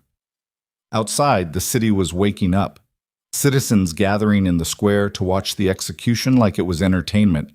guards taking positions around the platform where Celine would burn, the king's officials preparing their speeches about justice and the cost of defying sacred laws. None of them knew the storm that was coming. Adrian mounted his horse and rode toward the assembly point, where 2,000 people who'd bet everything on a doomed cause were waiting for the signal. It was time to find out if love was worth dying for, or if dying was just another way of living. The Capitol Square had never held this many people. Adrian sat on his horse 2 blocks away, watching citizens pack into the execution grounds like they were attending a festival instead of a murder. Merchants sold food from carts. Children sat on their fathers' shoulders for better views. The whole grotesque spectacle made his stomach turn, but it also meant chaos. Bodies everywhere, confusion, exactly the kind of environment where a well-coordinated attack could punch through before anyone understood what was happening. If his people were in position, if the timing held, if 1,000 variables he couldn't control all aligned perfectly. Big ifs. Commander Race rode up beside him, the northern garrison officer who'd been one of the first to pledge his soldiers. The man's weathered face was set in grim determination, but his eyes held the clarity of someone who'd already accepted death. "West entrance is clear," Race reported quietly. "Matthias has the south blocked with carts like you ordered. We're as ready as we're going to be." Adrian nodded, scanning the crowd one more time. Somewhere in that mass of humanity, graves would have planted loyalist soldiers disguised as civilians. The question was how many and where they'd strike from when everything went sideways. Only one way to find out. The platform stood in the center of the square, wooden and draped in the king's colors like execution was something to celebrate. Guards ringed it in formation. Adrian counted 30, all armed with swords and crossbows. Not impossible odds if his people hit hard and fast enough. The real problem would be the Royal Army barracks 3 blocks north. If soldiers deployed from there before Adrian's forces could extract Celine and disappear into the city, they'd be crushed between superior numbers and training. Speed was everything. Get in, cut her free, vanish before the full weight of the crown's military could respond. Simple in theory, catastrophically difficult in execution. A bell tolled from the palace tower. First light was breaking over the eastern rooftops, painting the sky in shades of red that felt like a bad omen. The crowd's murmur grew louder, anticipation building as the moment approached. Then the palace doors opened and guards emerged, dragging a wooden stake toward the platform. Adrian's hands tightened on his reins hard enough that his knuckles went white. This was real, actually happening. In minutes, they'd tie Celine to that stake and light the kindling beneath her feet, and she'd burn alive while thousands watched like it was entertainment. Unless he stopped it. The guards positioned the stake, driving it deep into the platform's center. More soldiers appeared carrying bundles of wood that they stacked in a careful pile around the base. Professional. Efficient. They'd done this enough times that the whole process had become routine. Adrian wondered how many of those guards would die in the next hour. Whether any of them had families waiting at home. Whether they deserved what was coming or were just following orders in a kingdom that punished disobedience with death. Then he stopped wondering because it didn't matter anymore. Deserving had nothing to do with what happened when you stood between a desperate man and the woman he loved. They were all about to learn that lesson the hard way. Movement at the palace entrance. More guards, these ones surrounding a figure in a torn dress with dark hair loose around her shoulders. Even from this distance, Adrian recognized Celine's posture. Head high, shoulders back, refusing to give the crowd the satisfaction of seeing her broken. Pride and grief crashed through him in equal measure. She was walking to her own execution with more dignity than most nobles showed at banquets, and he was about to drag her into a bloodbath that would probably kill them both. But at least they'd go down fighting instead of burning. Race shifted in his saddle. "Your Grace, once they light the fire, we move before that." Adrian's voice was cold, empty of everything except focus. "The moment they tie her to the stake. Not earlier, not later. We need her secured to the platform so she can't be moved quickly when everything goes to hell." "Understood." Race raised his hand, signaling to fighters positioned throughout the crowd. Blades hidden under coats, crossbows concealed in bundles of cloth. 2,000 people who'd bet everything on this moment. Adrian watched Celine climb the platform steps, watched guards position her against the stake, watched them wrap chains around her waist and wrists, securing her so thoroughly that she couldn't escape even if she tried. Perfect. One of the king's officials stepped forward, unrolling a scroll to read the formal charges. His voice carried across the square, amplified by the morning stillness and the crowd's sudden silence. Lady Celine Marrow, you have been found guilty of adultery, conspiracy, and treason against the crown. By order of His Majesty and in accordance with the laws of Valdoria, you are hereby sentenced to death by fire. May your suffering serve as a lesson to all who would break their sacred vows and betray the order that keeps this kingdom strong. The crowd murmured approval. Some even cheered. Adrian felt something dark and vicious coil in his chest. Rage at these people who treated suffering like entertainment, at a system that turned murder into spectacle, at himself for spending 20 years enforcing the very laws that brought Celine to this platform. But rage was useful now. Rage sharpened focus. Rage would keep him alive long enough to do what needed doing. The official stepped back. Guards approached with torches, their flames bright against the dawn light. This was it. The moment everything either worked or collapsed completely. Adrian drew his sword. The sound of steel leaving its scabbard cut through the morning air like a prayer or a curse or both. Around the square, 2,000 other fighters did the same, blades appearing from nowhere as the crowd suddenly realized something was very wrong. Now, Adrian said quietly. Then he kicked his horse forward and the world exploded into chaos. Adrian's cavalry hit the east side of the square at full gallop, horses scattering civilians like leaves before a storm. People screamed and ran in every direction, the orderly crowd transforming into a panicked stampede within seconds.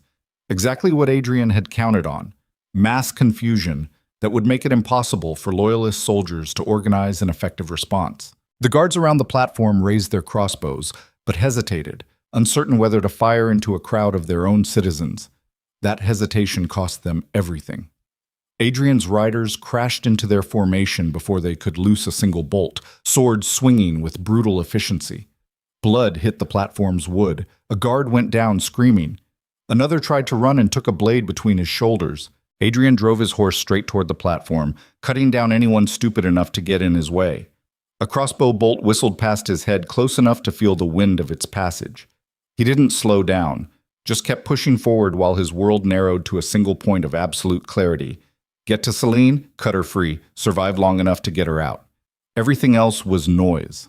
He reached the platform and dismounted in one smooth motion, boots hitting wood as he vaulted onto the execution stage. Celine was exactly where they'd chained her, eyes wide with shock as Adrian appeared through the smoke and chaos like some kind of violent ghost. "Adrian," she breathed.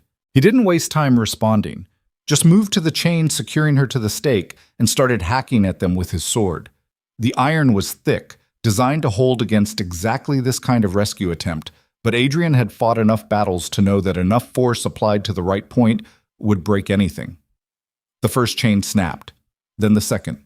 Behind him, the sound of fighting intensified. Screaming civilians, clashing steel, officers shouting orders that no one could hear over the pandemonium.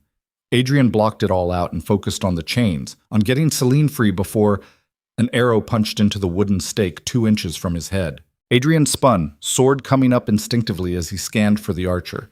Found him on a rooftop 50 yards away, already knocking another arrow. Professional. Probably one of Graves's people stationed specifically to prevent exactly this scenario. The archer loosed. Adrian moved, pulling Celine sideways as the arrow struck where her chest had been a heartbeat earlier.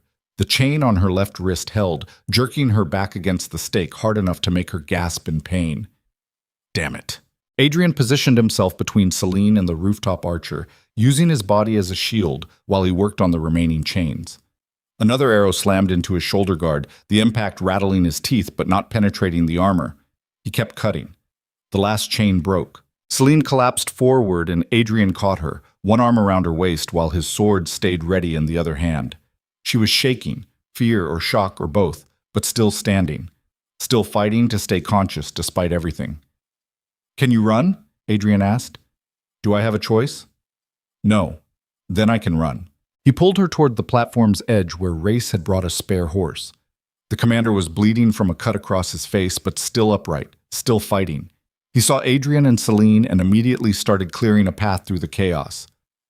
"Go!" Race shouted. "We'll hold them here!" Adrian didn't argue, just got Celine onto the horse and mounted behind her, one arm locked around her waist to keep her steady. The animal was panicked by the noise and smell of blood, fighting the reins. But Adrian had spent enough time in combat to control a scared horse. He wheeled the animal toward the south exit where Matthias should have. Soldiers poured into the square from the north, not the scattered guards who'd been stationed around the platform. These were full military units in formation, shields locked and spears ready. Hundreds of them, maybe more, flooding into the square with the precision of professionals who'd drilled for exactly this kind of urban combat. Graves had anticipated the rescue, had troops waiting just out of sight, ready to deploy the moment Adrian made his move. They were trapped. Adrian's mind raced through options with the cold calculation that had kept him alive through a dozen battles. East exit was blocked by the incoming soldiers. West had too many civilians still stampeding through it. North led directly toward more military units. That left south, where Matthias sat. The merchant carts blocking the southern exit exploded outward as Matthias's household guards smashed through them from the outside. 300 fresh fighters pouring into the square, crashing into the royal soldiers' flank before they could fully deploy. Beautiful timing. Adrian kicked his horse toward the new opening. Celine held tight against his chest. Around them, the battle was escalating into something massive. No longer a quick extraction, but a full-scale urban war as more and more fighters on both sides poured into the square. People were dying. Adrian's people, royal soldiers, probably civilians caught in the crossfire. The death toll was climbing with every second, and it was entirely his fault for starting this. But Celine was alive, still breathing, still pressed against him, warm and solid and real. That had to be enough. They reached the southern exit just as a squad of royal guards tried to close it off. Adrian rode straight through them, sword swinging in brutal arcs that opened throats and shattered skulls. Blood sprayed across his armor. A guard grabbed his leg and he kicked the man's face hard enough to hear bones crack. Then they were through, racing down a narrow street while behind them the sounds of battle raged on. Adrian didn't slow down, just kept the horse at a gallop through streets that would normally be crowded with morning commerce but were now eerily empty as smart citizens stayed inside and waited for the violence to pass. "Where are we going?" Celine gasped against the wind. "Safe house. East quarter." Adrian's voice was clipped, focused. "We hole up there until nightfall, then move to—" Riders appeared ahead of them. 5 mounted soldiers in royal colors blocking the street with weapons drawn.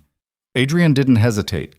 Just spurred his horse faster and lowered his sword like a lance, aiming straight for the center of their formation. The soldiers scattered at the last second, smart enough to know that a warhorse at full gallop would simply trample anyone stupid enough to stand their ground. Adrian's blade caught one soldier across the chest as they passed. The man went down hard. The others tried to give chase, but Adrian's horse was faster, bred for exactly this kind of combat riding. They turned down an alley, then another, Adrian navigating by memory and instinct through streets he'd patrolled as a younger man. Behind them, pursuit was falling away as the soldiers got lost in the maze of narrow passages and dead ends that made up the city's eastern quarter. Finally, when Adrian was reasonably sure they'd lost any immediate followers, he slowed the horse to a trot and guided it toward a nondescript building wedged between a tannery and a blacksmith shop. The safe house looked like every other structure on the street, 2 stories of weathered stone with shuttered windows and a door that hadn't been painted in years. Exactly the kind of place no one would look twice at. Adrian dismounted and helped Celine down, keeping one hand on his sword as he scanned the street for threats. Nothing moved except a stray cat picking through garbage. Inside, he breathed. The safe house interior was sparse, a single room with a table, 2 chairs, and a ladder leading to a sleeping loft above.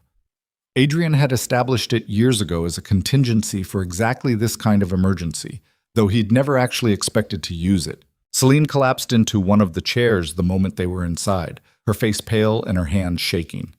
Adrian bolted the door and shoved a heavy chest in front of it for good measure before allowing himself to actually look at her. "Are you hurt?" She shook her head, then immediately contradicted herself by lifting her left wrist to show an ugly bruise forming where the chains had bit into skin.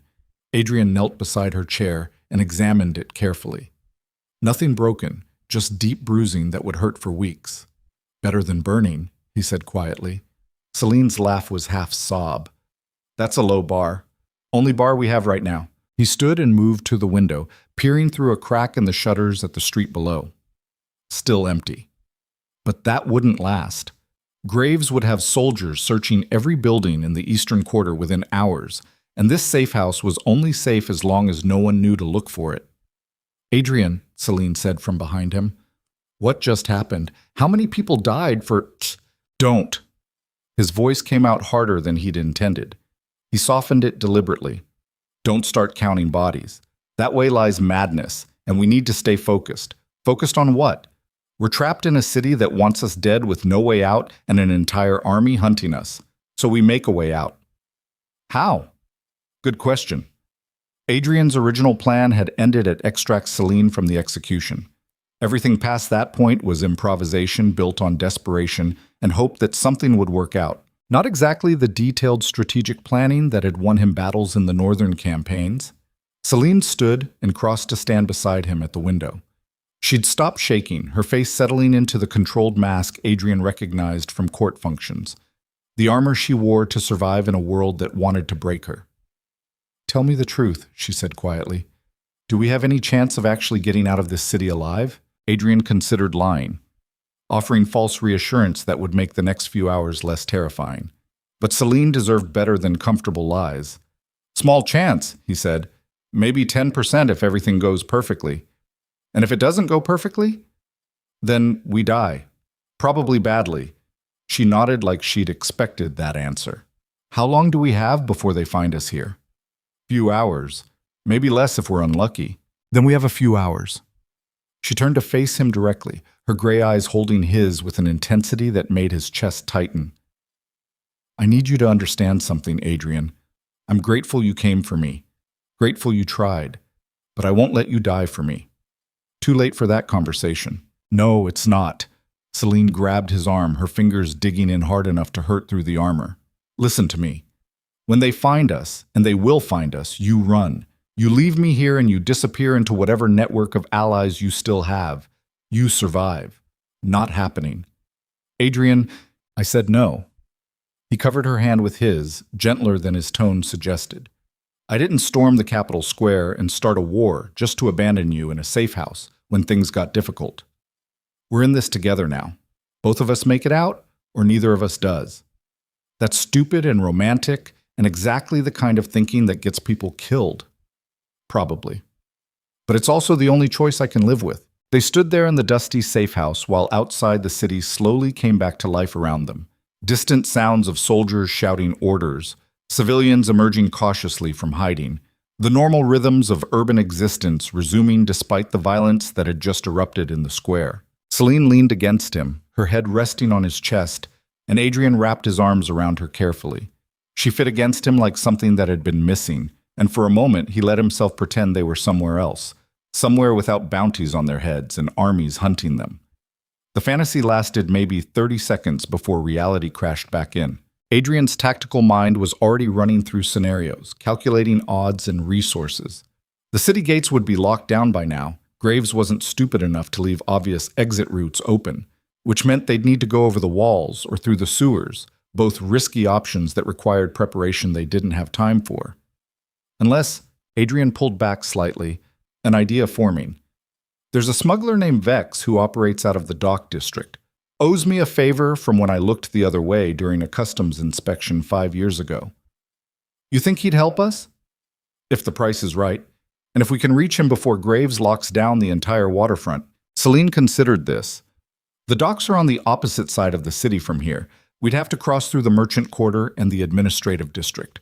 Both will be crawling with soldiers." "I know. So we need a disguise, something that lets us move through checkpoints without raising suspicion." Adrian glanced at her torn dress and his blood-spattered armor. "We need entirely new identities, and we need them in the next hour." Celine's mouth curved into something that wasn't quite a smile. "You're asking for miracles. I'm asking for survival. Miracles would be nice, but I'll settle for anything that keeps us breathing." She moved away from him, pacing the small room while her mind visibly worked through possibilities. Adrian watched her think, saw the moment when an idea crystallized behind her eyes. "My cousin Helena," Celine said slowly. "She lives in the merchant quarter, has a townhouse near the guild halls. Can we trust her?" "No, but we can use her." Adrian raised an eyebrow. "Explain." "Helena hates me. has since we were children and my father's estate was larger than hers. She'd absolutely turn us in for the reward Graves is probably offering." Celine's expression was cold now, calculating. But she also has a weakness for expensive jewelry and a husband who monitors her spending. If we show up offering gold in exchange for clothes and safe passage through her house to the back streets, she'll take the bribe and tell herself it's not really betrayal. Exactly. It buys us maybe an hour before her guilt drives her to report us, but an hour might be enough to reach the docks. It was a terrible plan built on assumptions about human nature and the reliability of greed, but it was better than anything Adrian had come up with in the last 10 minutes. "All right," he said, "we try it. But if your cousin even looks like she's going to alert soldiers, I'll handle Helena. You just focus on getting us across the city without being recognized." Easier said than done when half the capital had probably seen his face at the execution square this morning. But Adrian had fought through worse odds with less preparation. They waited until mid-morning when the streets would be busy enough to provide cover, but not so crowded that moving quickly became impossible. Adrian stripped off his distinctive armor and wrapped it in a bundle that looked like trade goods. His sword he kept, hidden under a long coat that Celine found in a storage chest. She'd done what she could with her appearance, torn dress rearranged to look less like execution attire and more like the simple clothing a merchant's daughter might wear. Her hair was tied back severely, changing the shape of her face enough that casual observers might not immediately connect her to the noblewoman from the platform. Might. It would have to be enough. They left the safe house through a back entrance that opened onto an alley running behind the row of buildings. Adrian led the way, moving with purposeful confidence that suggested they had every right to be there instead of sneaking through back streets like criminals, which, technically, they now were. Criminals. Traitors. Enemies of the crown. The words should have bothered him more than they did. The merchant quarter was chaos. Soldiers had established checkpoints at major intersections, stopping anyone who looked suspicious and searching carts for hidden fugitives. Adrian and Celine avoided these by taking side streets and alleyways that paralleled the main thoroughfares. Twice they had to hide as patrols passed. Once they were stopped by a junior officer who demanded to know their business. Adrian gave him a story about delivering goods to the guild halls, and the officer waved them through without really looking at their faces. Luck or incompetence. Either way, Adrian would take it. Helena's townhouse was in the better part of the merchant quarter. 3 stories of painted stone with iron window boxes full of expensive flowers. Money trying very hard to look like nobility. Adrian approached the servants' entrance while Celine knocked. A housekeeper answered, her expression souring when she recognized Celine despite the disguise. "Lady Marrow," the woman said flatly. "I was told you were dead." Almost. Celine's voice was cool, controlled. "I need to speak with my cousin, privately. Tell her it's worth significant gold." The housekeeper hesitated, loyalty warring with curiosity about exactly how much gold significant meant. Curiosity won. She let them inside and disappeared upstairs to fetch Helena. The kitchen they waited in was immaculate, all expensive copper pots and imported tile. Adrian positioned himself near the back door in case they needed to run, his hand resting casually on the concealed sword. Helena appeared 5 minutes later, a woman in her 30s wearing too much jewelry and an expression of calculated interest. She took in Celine's appearance and Adrian's presence, and her eyes went very sharp. "Dear cousin," she said sweetly, "the entire city is looking for you. There's quite a substantial reward being offered." "I'm aware," Celine replied evenly, "which is why we're prepared to pay you triple that amount for clothes, documents, and passage through your house to the back streets. No questions, no involvement beyond providing materials." Helena's smile widened. "Triple? My, you must be desperate." "We are. So do we have a deal or do we need to find someone else?" For a long moment, Helena just studied them, clearly weighing the gold against the very real danger of harboring fugitives. Then she laughed, bright and false. "Oh, darling, of course we have a deal. Family helps family, after all, though I will need the gold up front. You understand." Adrian started to object, but Celine cut him off with a look. She produced a small purse from inside her dress. Adrian had no idea where she'd gotten it or when, and handed it to Helena without hesitation. The cousin weighed it, nodded satisfaction, then gestured for them to follow her upstairs. As they climbed, Adrian kept alert for any sign of betrayal. servants who looked too interested, movements toward hidden alarm bells, anything that suggested Helena was already planning to sell them out. But the woman just led them to a guest room and started pulling clothes from a wardrobe, selecting pieces that would help them blend into the merchant-class crowd. "These should fit well enough," Helena said, handing garments to Celine. "And for your dangerous friend," she glanced at Adrian with undisguised interest, "I believe my late brother's clothes are still in storage. Similar build. Should work." They changed quickly while Helena tactfully looked away. When Adrian emerged from behind the changing screen wearing a merchant's practical coat and trousers, he barely recognized himself. The transformation from Duke to common tradesman was surprisingly complete. Celine looked equally different in a simple dress and shawl. Still beautiful, but the kind of beautiful that didn't demand a second glance. Perfect. Helena provided papers identifying them as cloth merchants from a northern province, documents that wouldn't survive serious scrutiny but might work at casual checkpoints. Then she led them through the townhouse to a servant's exit that opened onto a narrow street running behind the row of buildings. "The docks are 15 blocks east," Helena said, her tone suggesting she was already mentally spending the bribe. "Stay off main streets and you might actually make it." "Thank you," Celine said quietly. Helena's expression flickered with something that might have been actual emotion before the calculated mask slid back into place. "Don't thank me, cousin. Just disappear successfully so I never have to explain why I helped you." Then she was gone, closing the door and leaving them alone in the afternoon shadows. Adrian checked the street in both directions. Empty for the moment, but that could change instantly. "We need to move fast." They moved. The dock district smelled like fish and tar, and unwashed humanity packed too close together.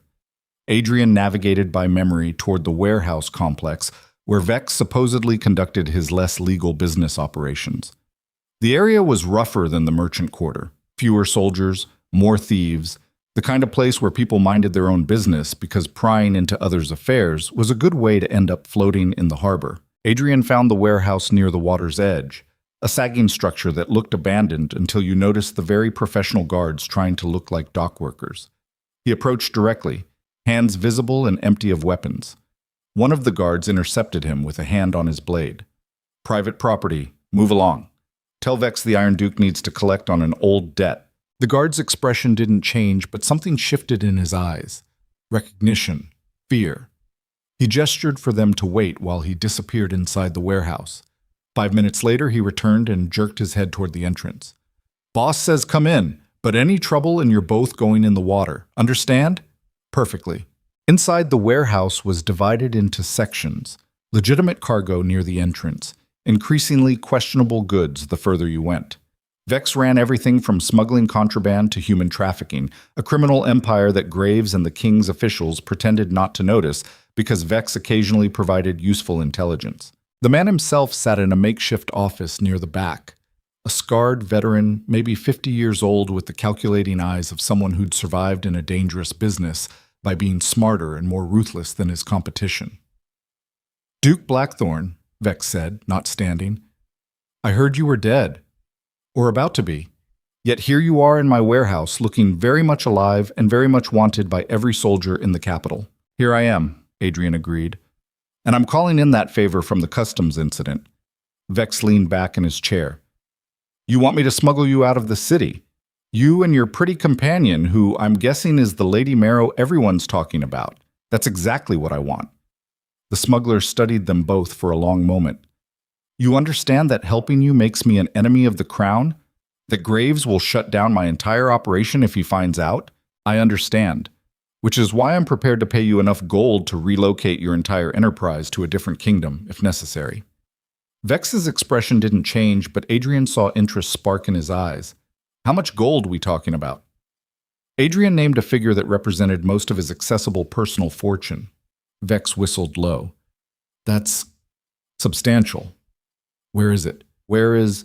"Buried in 3 different locations around the city. You get us out.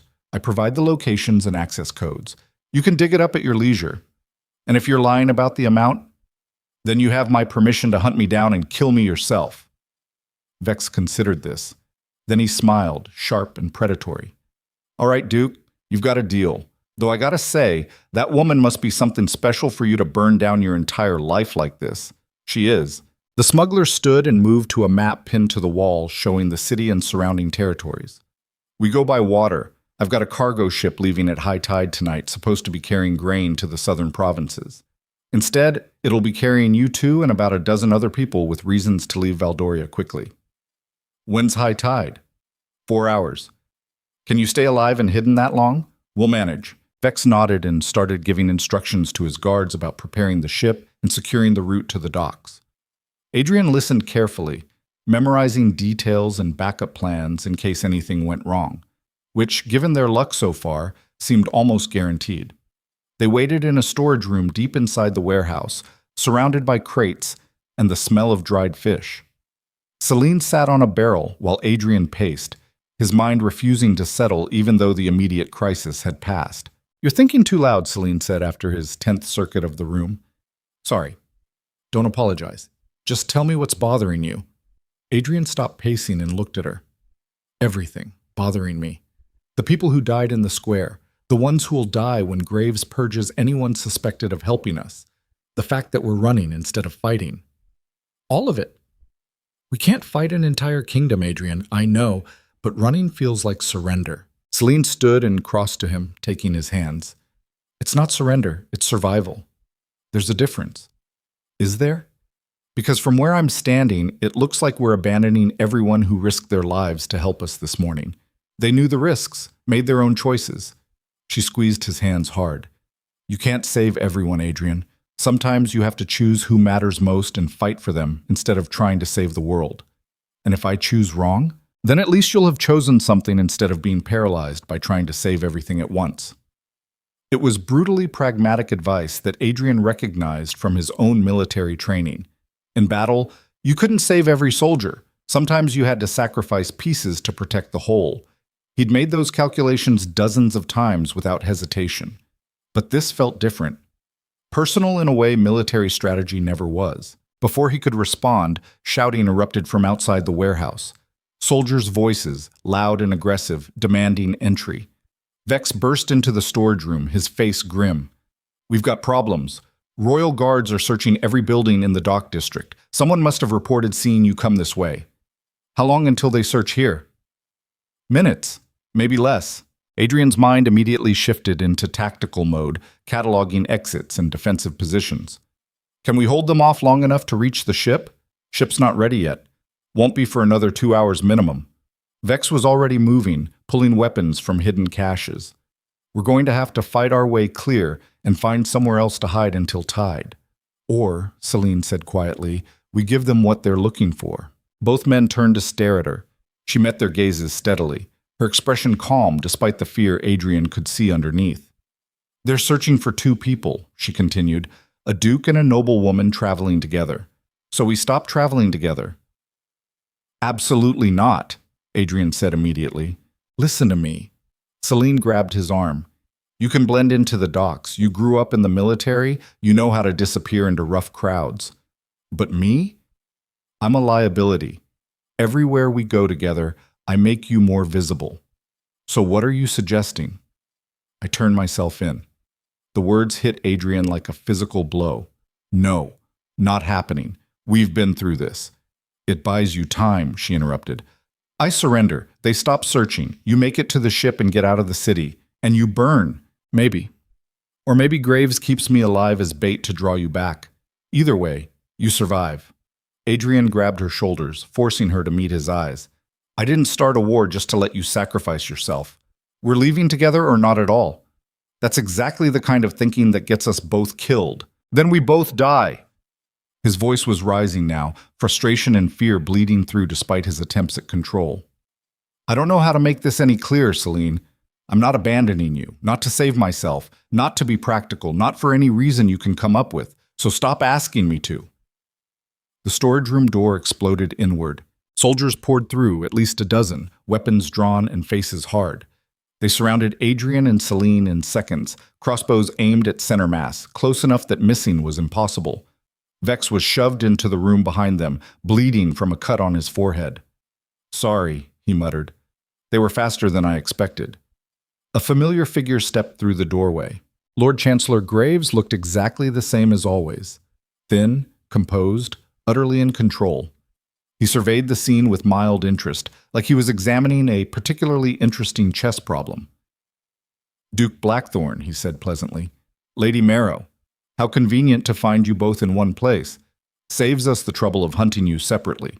Adrian's hand moved toward his concealed sword, but a crossbow bolt striking the floor at his feet stopped him.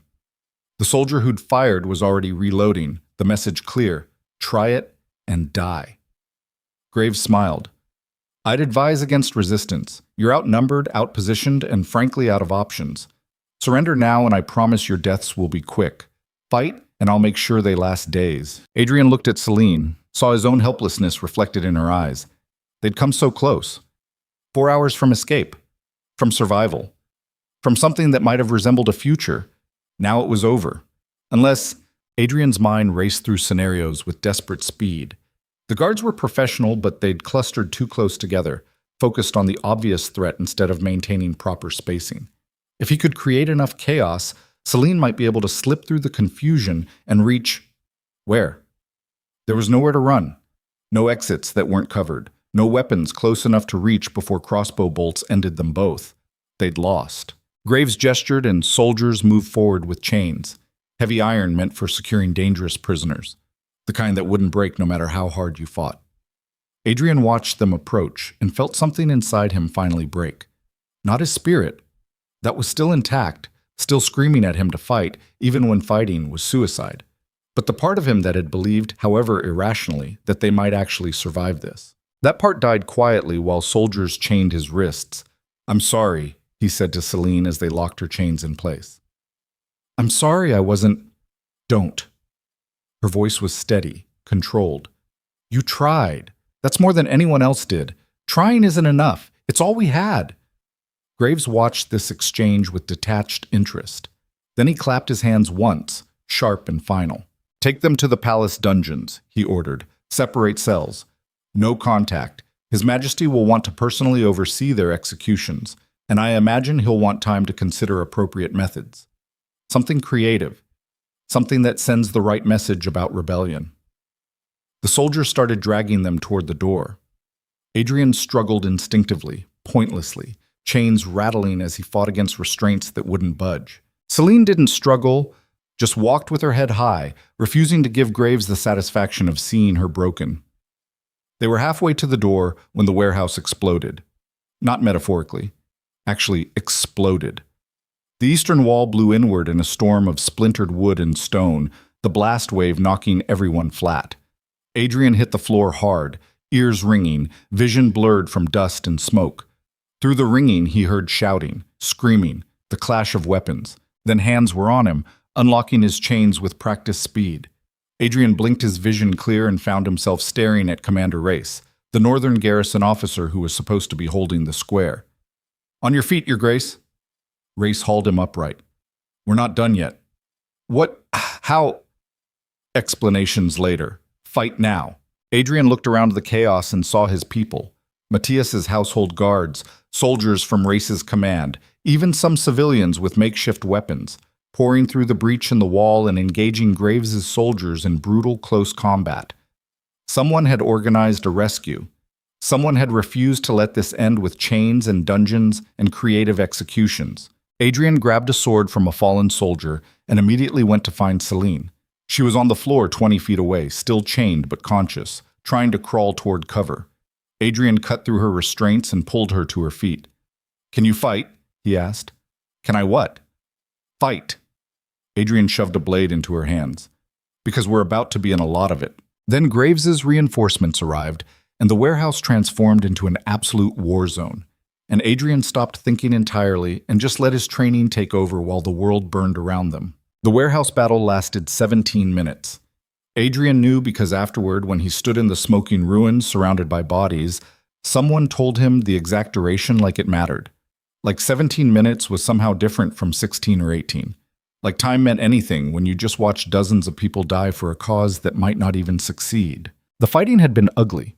Close quarters brutality with no room for strategy or elegant sword work, just desperate violence between people who understood that losing meant death. Graves's soldiers had the training and discipline. Adrian's people had desperation and the fury of those with nothing left to lose. Desperation won, barely. When the last of Graves's forces either fled or fell, Adrian found himself still standing in the center of the carnage, sword in hand, breathing hard through lungs that burned from smoke and exertion. Blood covered his clothes, some his, most not. His left shoulder throbbed where a blade had gotten through his guard, a shallow cut that would scar but wasn't immediately life-threatening. Celine stood 10 feet away, her borrowed sword hanging loose in her grip. She had a wild look in her eyes, the expression of someone who just discovered they were capable of violence they'd never imagined. 3 bodies lay around her feet, testament to the fact that survival didn't care about your upbringing or whether you'd ever held a weapon before. She was shaking. Adrian crossed to her and gently took the sword from her hands before she hurt herself with it. "It's over," he said quietly. "You're safe." Celine looked at him like he was speaking a language she didn't understand. Then she looked down at the bodies, at the blood on her hands, and something inside her broke. She turned away and vomited, her whole body heaving with the violence of it. Adrian held her hair back and didn't say anything because there was nothing to say. You didn't get to kill people in self-defense and walk away unchanged. That wasn't how humanity worked, no matter how justified the violence was. When she finally stopped, Celine wiped her mouth with a shaking hand and straightened. Her face was pale but set with the same determination Adrian had seen when she'd climbed the execution platform. "How many of ours?" she asked, her voice hoarse. Adrian scanned the warehouse. "Too many." Commander Race was coordinating the survivors, organizing a withdrawal before more soldiers arrived.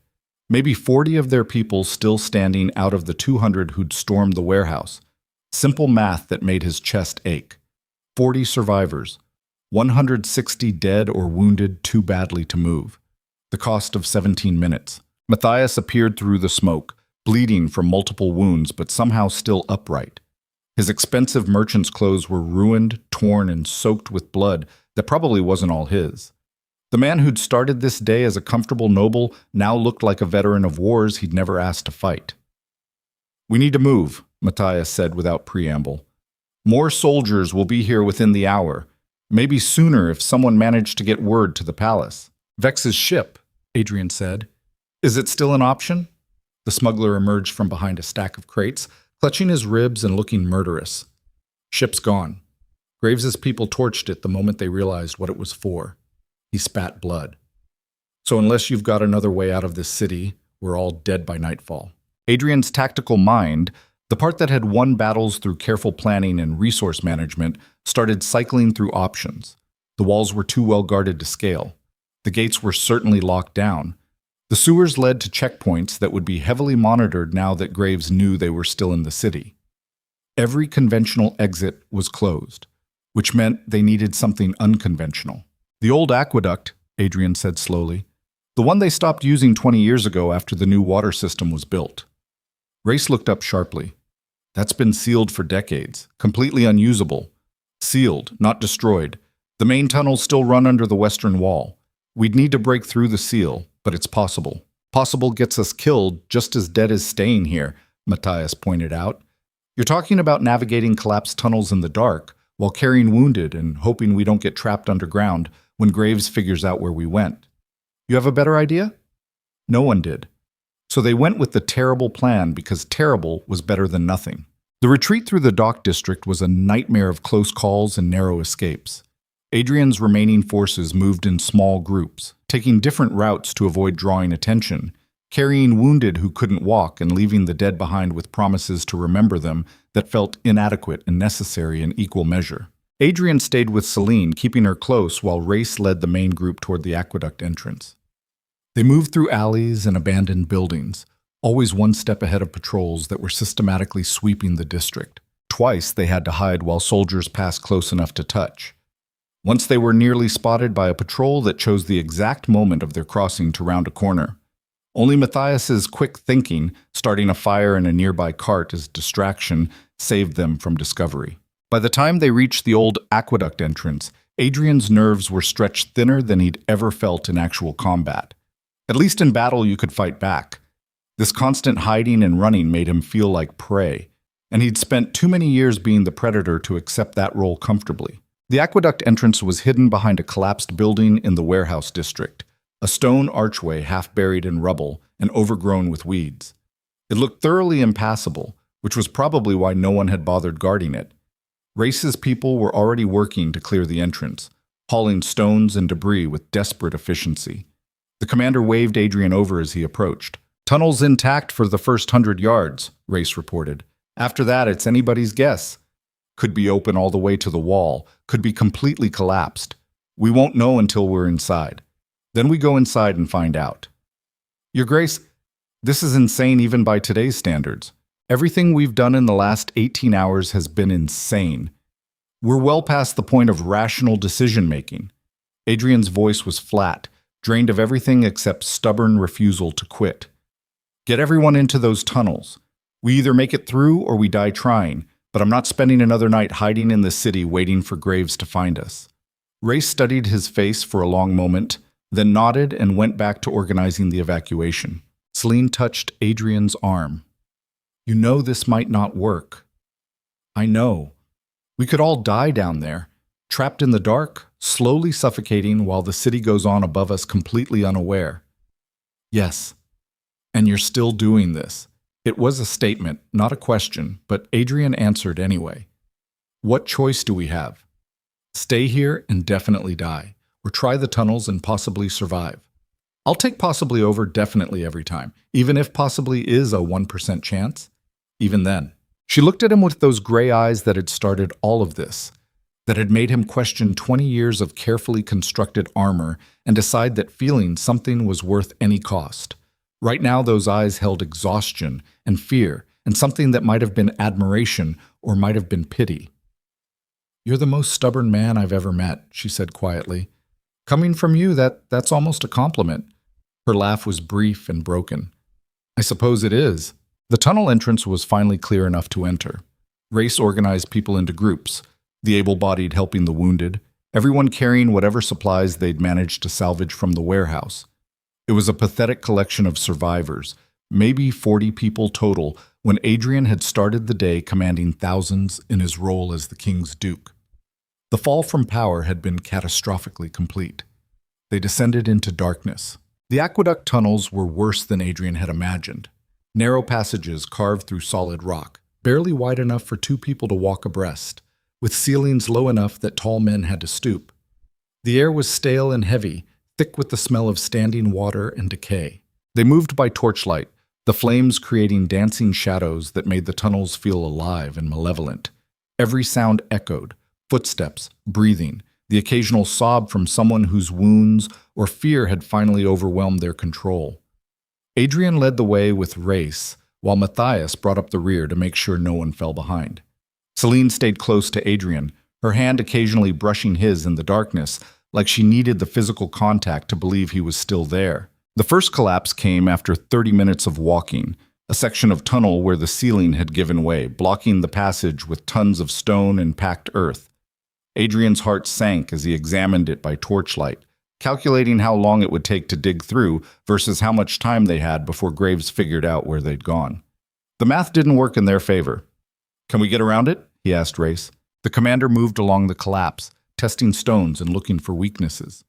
"There's a gap near the top. Narrow, but we might be able to squeeze through one at a time if we're careful." Might.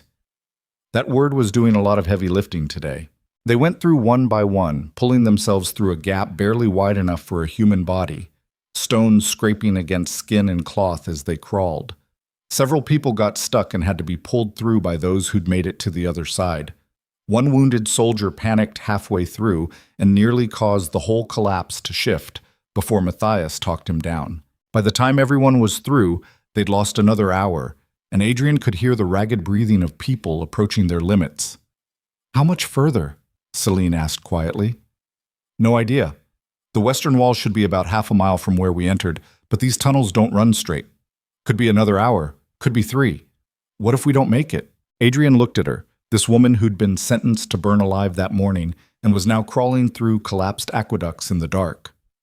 She deserved honesty, even when honesty was brutal. "Then we'll die down here together, which is still better than burning separately."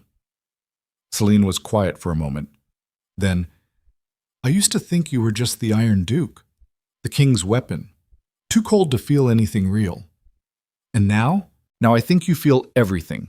You just learned to bury it so deep that even you forgot it was there. The observation cut deeper than it should have. Adrian had spent 2 decades building armor around anything that might be vulnerable, had turned himself into exactly the weapon the kingdom needed. Efficient, ruthless, uncompromising. But Celine had seen through all of it with a single glance across a ballroom, had recognized the broken human underneath the reputation, and instead of being repelled, she'd been drawn to it. To him. That was worth more than any title or position he'd sacrificed. They kept moving. The second collapse was worse, a complete blockage with no visible way through or around. Adrian stood in front of it, feeling despair claw at the edges of his control. They couldn't go back. Graves would have found the entrance by now, would have soldiers flooding the tunnels from behind, but they couldn't go forward either because several tons of stone said otherwise. They were trapped. Race came up beside him, studying the collapse with a professional's eye. "We could try digging. Might take days, but we don't have days." Adrian's voice was hollow. "We have hours at best before they find us. Then what do you suggest?" "I don't know." For the first time since this whole disaster started, Adrian genuinely had no answer. No clever strategy, no desperate gamble, no last-minute save. Just the crushing weight of having led 40 people into a tomb they'd never escape. Behind them, the survivors were settling against the tunnel walls. Exhaustion finally overwhelming fear. Some tended wounds. Others just sat in silence, processing the reality of their situation. A few were crying quietly. Adrian had gotten them all killed. Not through malice or incompetence, but through the simple math of trying to save one woman against a kingdom that wanted her dead. The price of love, apparently, was measured in bodies. Celine sat beside him on the cold stone floor. Her hand found his in the darkness and held on tight. "This isn't your fault," she said quietly. "Yes, it is. I started this. I chose rebellion over obedience. I asked people to risk everything for my personal problems, our problems. And they chose to help. You didn't force anyone. That doesn't make them less dead. No. But it makes their deaths meaningful. They died fighting against a system that treats people like property. That's worth something." Adrian wanted to believe that, wanted to think that meaning made death easier to accept. But he'd ordered enough executions to know that meaning was cold comfort when you were the one dying. They sat in silence while around them the survivors waited for whatever came next. Adrian's mind kept cycling through impossible scenarios, searching for some solution that didn't exist, unwilling to accept that this was how it ended. Then one of Race's soldiers called out from deeper in the tunnel. "Commander, there's air moving here. Feel it?" Everyone went still. Race moved to investigate, holding a torch near where the soldier indicated. The flame flickered visibly, bent by a current of air that shouldn't exist in a sealed tunnel. "There's a gap," Race said, excitement bleeding into his professional calm. "Behind this collapse. Small, but definite. If there's airflow, there's a way through." Hope, fragile and dangerous, bloomed in Adrian's chest. They dug. For 6 hours, they moved stone and earth one handful at a time, taking turns when people got too exhausted to continue, sharing what little water they had, refusing to let themselves think about what happened if this gap led nowhere. Adrian worked alongside everyone else, his hands bleeding from sharp rocks, his shoulders screaming from the repetitive motion. It felt right somehow, penance for the deaths he'd caused, payment in blood and sweat for the lives he was trying to save. Celine worked beside him, never complaining, never asking for special treatment. Just another person digging for survival in the darkness. The gap widened slowly, then faster as they found the edges of the collapse and could work around it. Finally, after what felt like days but was probably only hours, Ray squeezed through into the space beyond. "It's clear!" His voice echoed back through the gap. "Tunnel's intact for at least 100 yards. I can see moonlight." Moonlight meant an opening. Meant they'd reached the western wall. Meant survival was suddenly, impossibly, back on the table. They went through the gap one by one, faster now that hope made exhaustion less relevant. When Adrian finally emerged on the far side, Race grabbed his arm and pointed down the tunnel. "There. You see it?" Adrian saw it. A faint glow of moonlight filtering through an opening maybe 200 yards ahead. The tunnel had collapsed near its exit, creating a gap large enough to climb through to the outside. To freedom. to whatever came after kingdoms and execution squares and 17 minutes of violence that changed everything. They emerged from the aqueduct into a forest clearing 3 miles outside the city walls. Dawn was breaking, painting the sky in shades of gold and pink that felt obscene given what they'd survived to see it.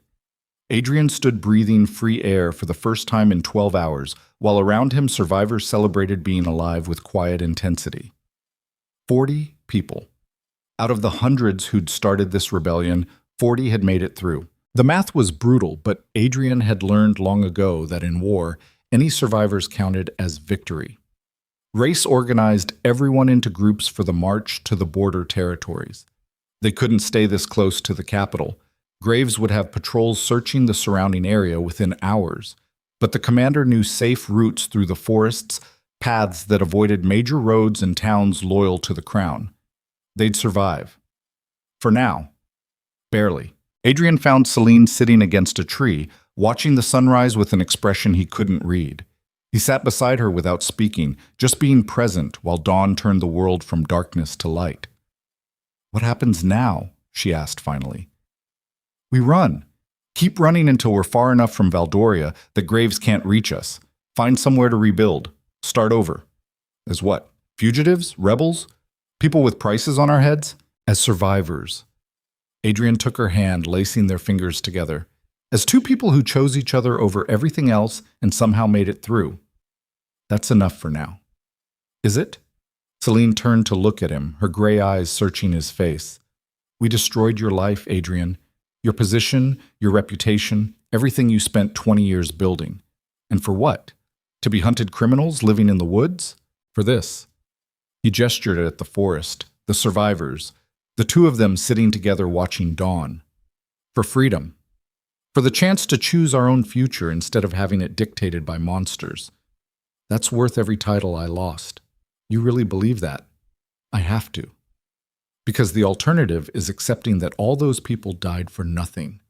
Celine leaned against him, her head resting on his shoulder. "I'm terrified." "Me too. But you're not showing it. Being terrified and showing it are different things." One of many lessons from 20 years as the Iron Duke, Adrian's voice was bitter. "Though I'm starting to think all those lessons were just teaching me how to be the perfect weapon for people who didn't deserve my loyalty. So what do you do with all that training now? Use it differently." He kissed the top of her head. "Protect people who matter instead of systems that don't. Build something instead of just destroying what I'm told to destroy.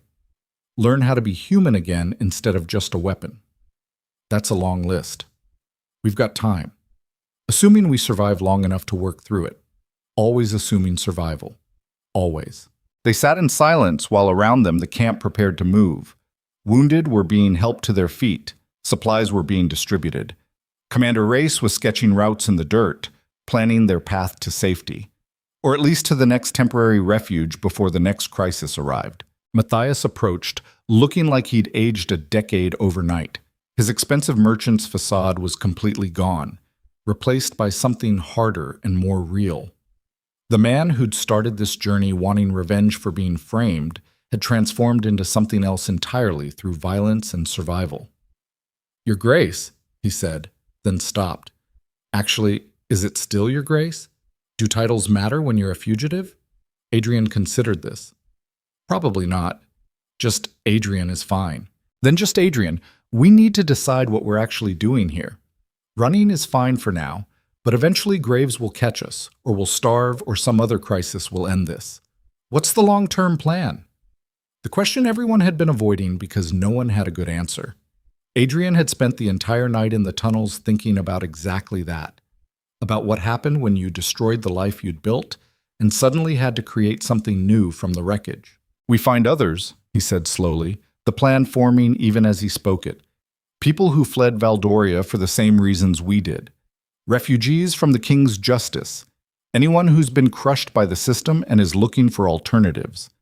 And then what? Start a revolution?" Matthias's laugh was skeptical. 40 survivors against an entire kingdom? Those odds are worse than what we just survived. Not a revolution. A refuge. Somewhere people can go when they need to disappear. Somewhere the king's laws don't reach and Graves's soldiers can't follow. You're talking about building a new settlement from nothing. Yes, that'll take years, decades. Most of us will probably die before it's anything more than a camp in the woods. Probably. But at least we'll die building something instead of serving monsters who treat human life like it's disposable. Matthias studied Adrian's face for a long moment. You've changed. The Iron Duke would never have suggested anything this idealistic. The Iron Duke is dead. Adrian's voice was flat with certainty. Died somewhere between the execution square and the tunnels. What's left is just a man trying to figure out how to live with all the choices he made. And what about vengeance? Don't you want to make Graves pay for what he did? Every day. But revenge is a luxury we can't afford right now. Survival first. Building something better second. Revenge, if it happens, comes last. That's very pragmatic. I learned from the best monsters. Matthias nodded slowly, then extended his hand. All right, I'm in. We build your refuge and see if anything grows from it. They shook on it there in the forest clearing while dawn fully arrived and turned the world bright and new and completely indifferent to their plans. Celine stood and brushed dirt from her ruined dress. I need to tell you something. Adrian turned to her. What? I'm still pregnant, still carrying your child. Despite everything that happened yesterday, they're still alive. The words hit him with unexpected force. In the chaos of escaping and fighting and surviving, Adrian had almost forgotten about the life growing inside Celine, the reason this whole disaster had started in the first place. How do you feel? He asked carefully. Terrified, exhausted, completely uncertain about bringing a child into this situation. She touched her stomach gently, but also strangely hopeful, like maybe they represent the possibility that something good can still grow from all this destruction. They do. Adrian crossed to her and placed his hand over hers. They're proof that we chose each other over everything else, that love is worth fighting for even when the odds are impossible. That's very romantic for someone who spent yesterday killing people. Romance and violence aren't mutually exclusive, unfortunately. Adrian's smile was tired. But I mean it. This child, our child, is going to grow up free. No execution squares, no kings who treat lives like property, no systems that crush humanity to maintain order. Whatever we build from here, it starts with that promise. Celine looked at him with tears sliding down her face. You're sure about this? About giving up everything to be a fugitive father? I've never been more sure of anything, even though we'll probably die before they're old enough to remember us. Even then. Because the alternative is living as the man I used to be, and I'd rather die human than live as a weapon. She kissed him then, soft and fierce, and tasting like salt from tears and smoke from the tunnels, and something indefinable that felt like hope. When they broke apart, the sun was fully up, and Commander Race was calling everyone to move out.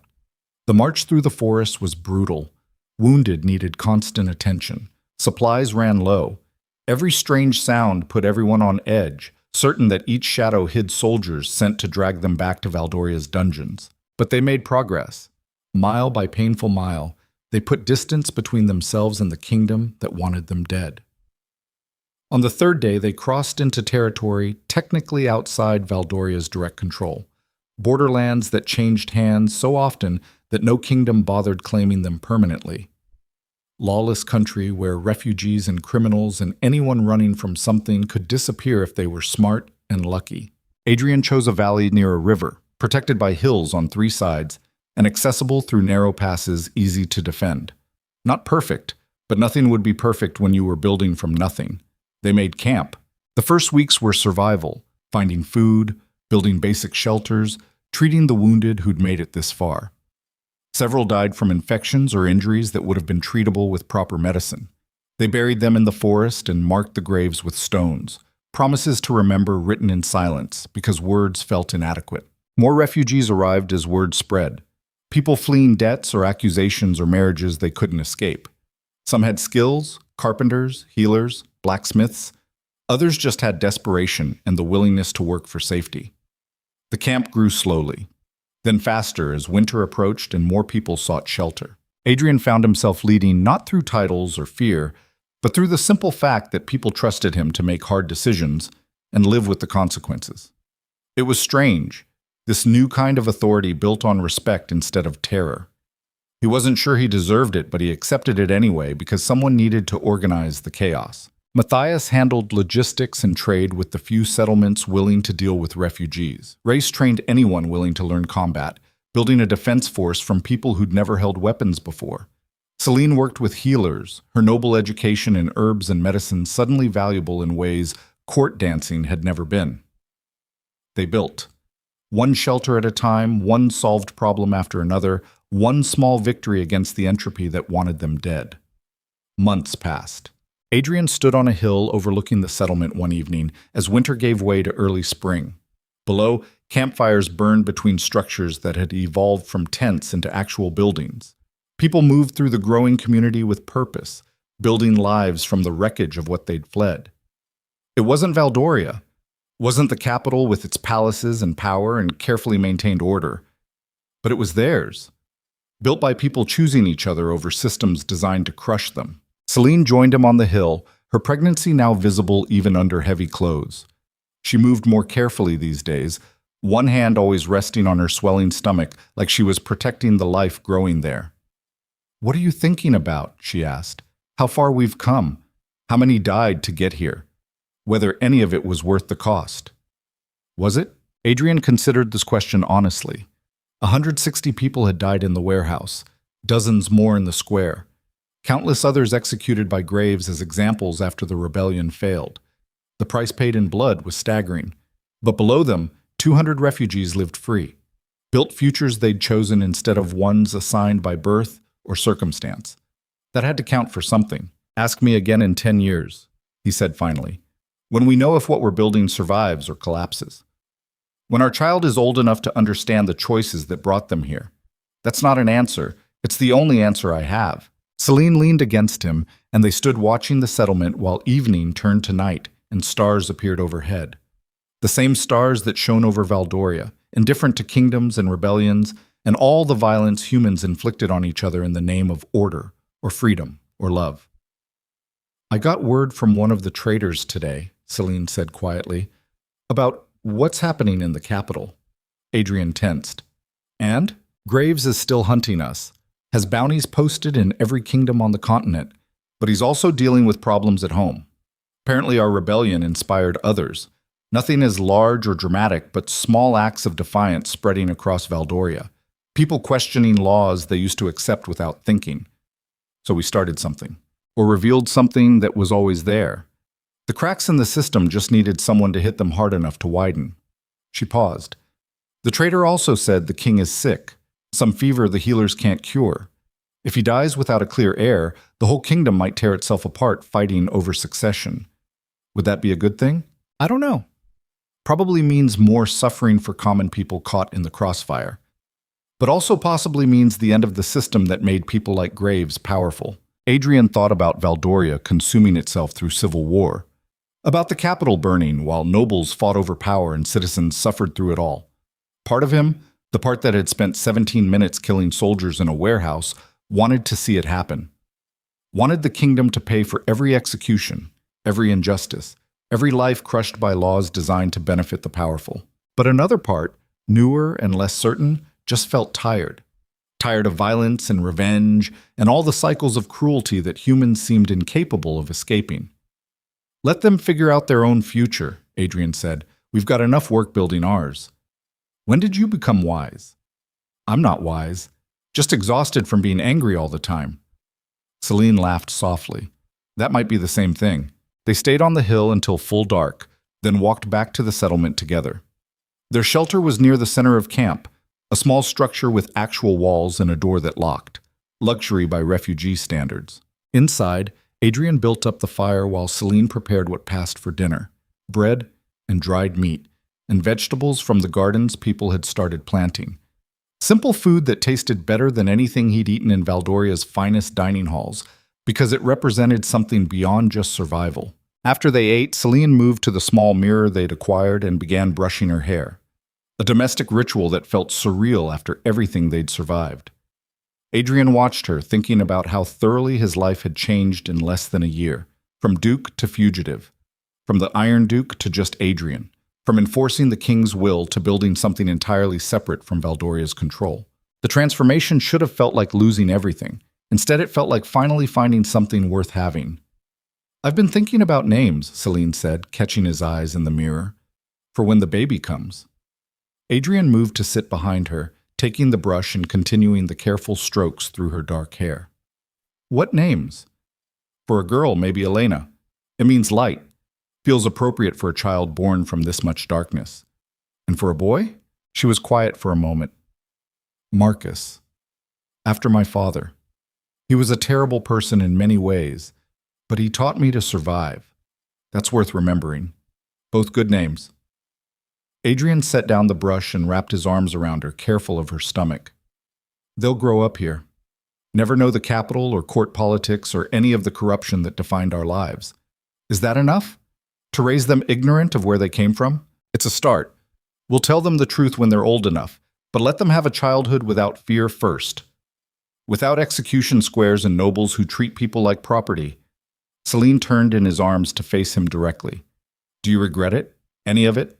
The affair, the rebellion, everything that followed?" Adrian considered lying, offering the romantic answer that he regretted nothing as long as they were together. But they'd built whatever this was on honesty, even when honesty was brutal. "I regret the deaths," he said carefully.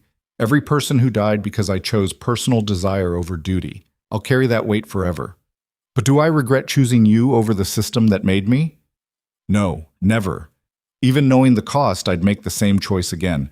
That's not very comforting. Truth rarely is." She kissed him, and for a while they lost themselves in each other the way they had in the beginning. Before executions and rebellions and tunnels full of desperate survivors. Just two people finding comfort in darkness. Afterward, lying together while the fire burned low, Celine spoke into the quiet. "I love you.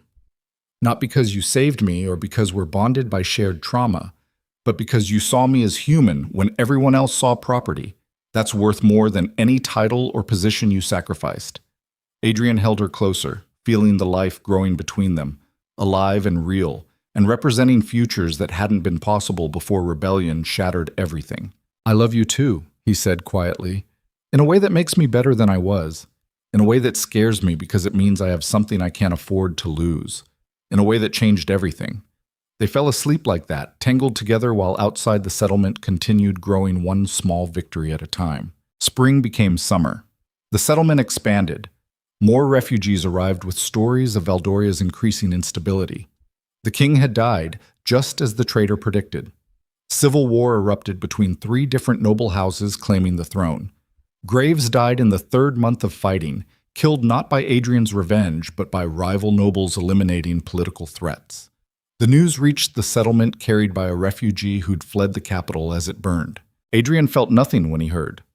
Not satisfaction, not grief, just the empty recognition that the man who'd orchestrated Celine's near execution was gone, killed by the same system he'd served so faithfully.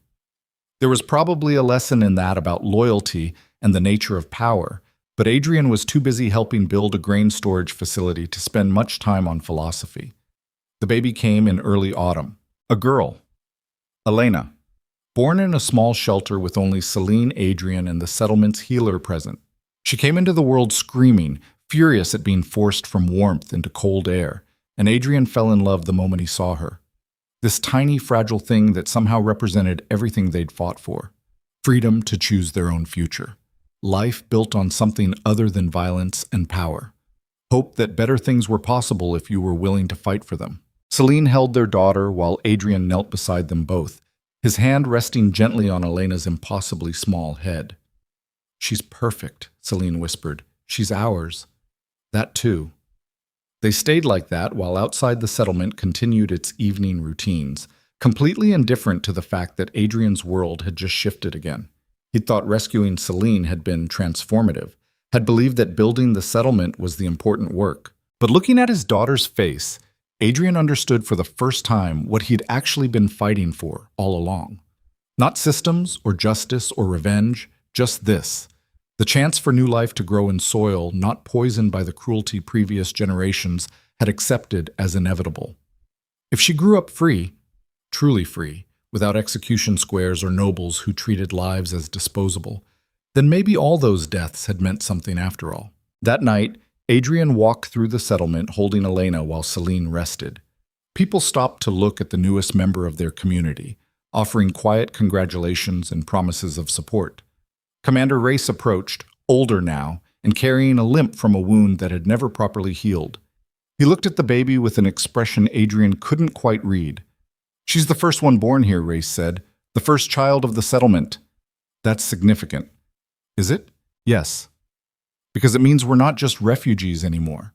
We're building something that outlasts us, something worth protecting." Adrian looked down at Elena, sleeping peacefully despite the world's chaos. Worth protecting. Worth dying for if necessary. Worth every sacrifice that had brought them to this moment. "The settlement will need a name eventually," Matthias said, joining them. "Can't keep calling it the camp forever." Adrian considered this. "What do you suggest?" "Something that represents what we're building. Freedom. New beginnings. Hope after darkness." They discussed possibilities while Elena slept and the settlement moved around them. Eventually, someone suggested Haven, and the name stuck because it was simple and accurate and captured what they'd created. A haven from systems designed to crush humanity. A place where people mattered more than power. It wasn't perfect. Resources were scarce, conflicts arose, people died from sickness or accidents that better medicine could have prevented. But it was theirs, built by people choosing each other over the alternatives. That had to be enough. Years passed. Elena grew into a child bright and fierce, and completely unaware that her existence had once been a death sentence in the kingdom across the border. She learned to read from her mother, learned to fight from Commander Race, learned about justice and building communities from watching Adrian navigate the endless complications of leading people who'd chosen freedom over security. The settlement grew into a town, then a small city. Trade routes developed. Formal structures emerged, councils to make decisions, systems to resolve disputes, laws designed to protect rather than control. It wasn't Valdoria, would never be Valdoria with its palaces and power. But it was better in ways that mattered, built on the wreckage of what had come before and the hope that better was possible. Adrian aged. His hair went gray at the temples, his body carrying scars from the warehouse and battles after. He walked with Celine through streets they'd helped build, holding hands like they had in the beginning when everything was stolen moments and desperate hope. "Do you ever miss it?" Celine asked one evening. "The capital. The power. Being important." Adrian considered the question honestly. Sometimes. Mostly late at night when old wounds ached and he remembered what it felt like to have resources and authority instead of just responsibility. But then Elena brought home a new friend or the council solved a problem without resorting to violence, and he remembered why all of this mattered more than titles or position. "No regrets then?" "Didn't say that." Adrian's smile was tired. "I regret the deaths, the people who trusted me and died. The price others paid for my choices. But regret and mistake aren't the same thing. I'd do it all again knowing the cost because the alternative was being the Iron Duke forever. And that would have been worse. That would have been dying while still breathing. This," he gestured at the town around them, at the life they'd built. "This is living, finally." They sat on a bench watching the sunset paint the sky in shades of fire. The same sky that covered Valdoria, where civil war had eventually ended with a new monarch who'd abolished execution by fire and started reforming the cruelest laws. Changes that might have happened anyway, or might have been inspired by the rebellion that started in an execution square. Adrian would never know for certain, but he knew this. He'd chosen love over duty, humanity over systems, building over destroying. And somehow, impossibly, it had been enough to create something worth protecting. That was better than any title he'd lost. As darkness fell and stars appeared overhead, Adrian thought about the man he'd been. The Iron Duke who'd executed without question, who'd valued order above everything, who'd spent 20 years being exactly the weapon a corrupt kingdom needed. That man was dead. What remained was just Adrian. Father, builder, leader of a community that shouldn't exist but did anyway. Flawed and scarred and carrying weight that would never fully lift. But human. Finally, completely, irreversibly human. And that, after everything, felt like victory enough.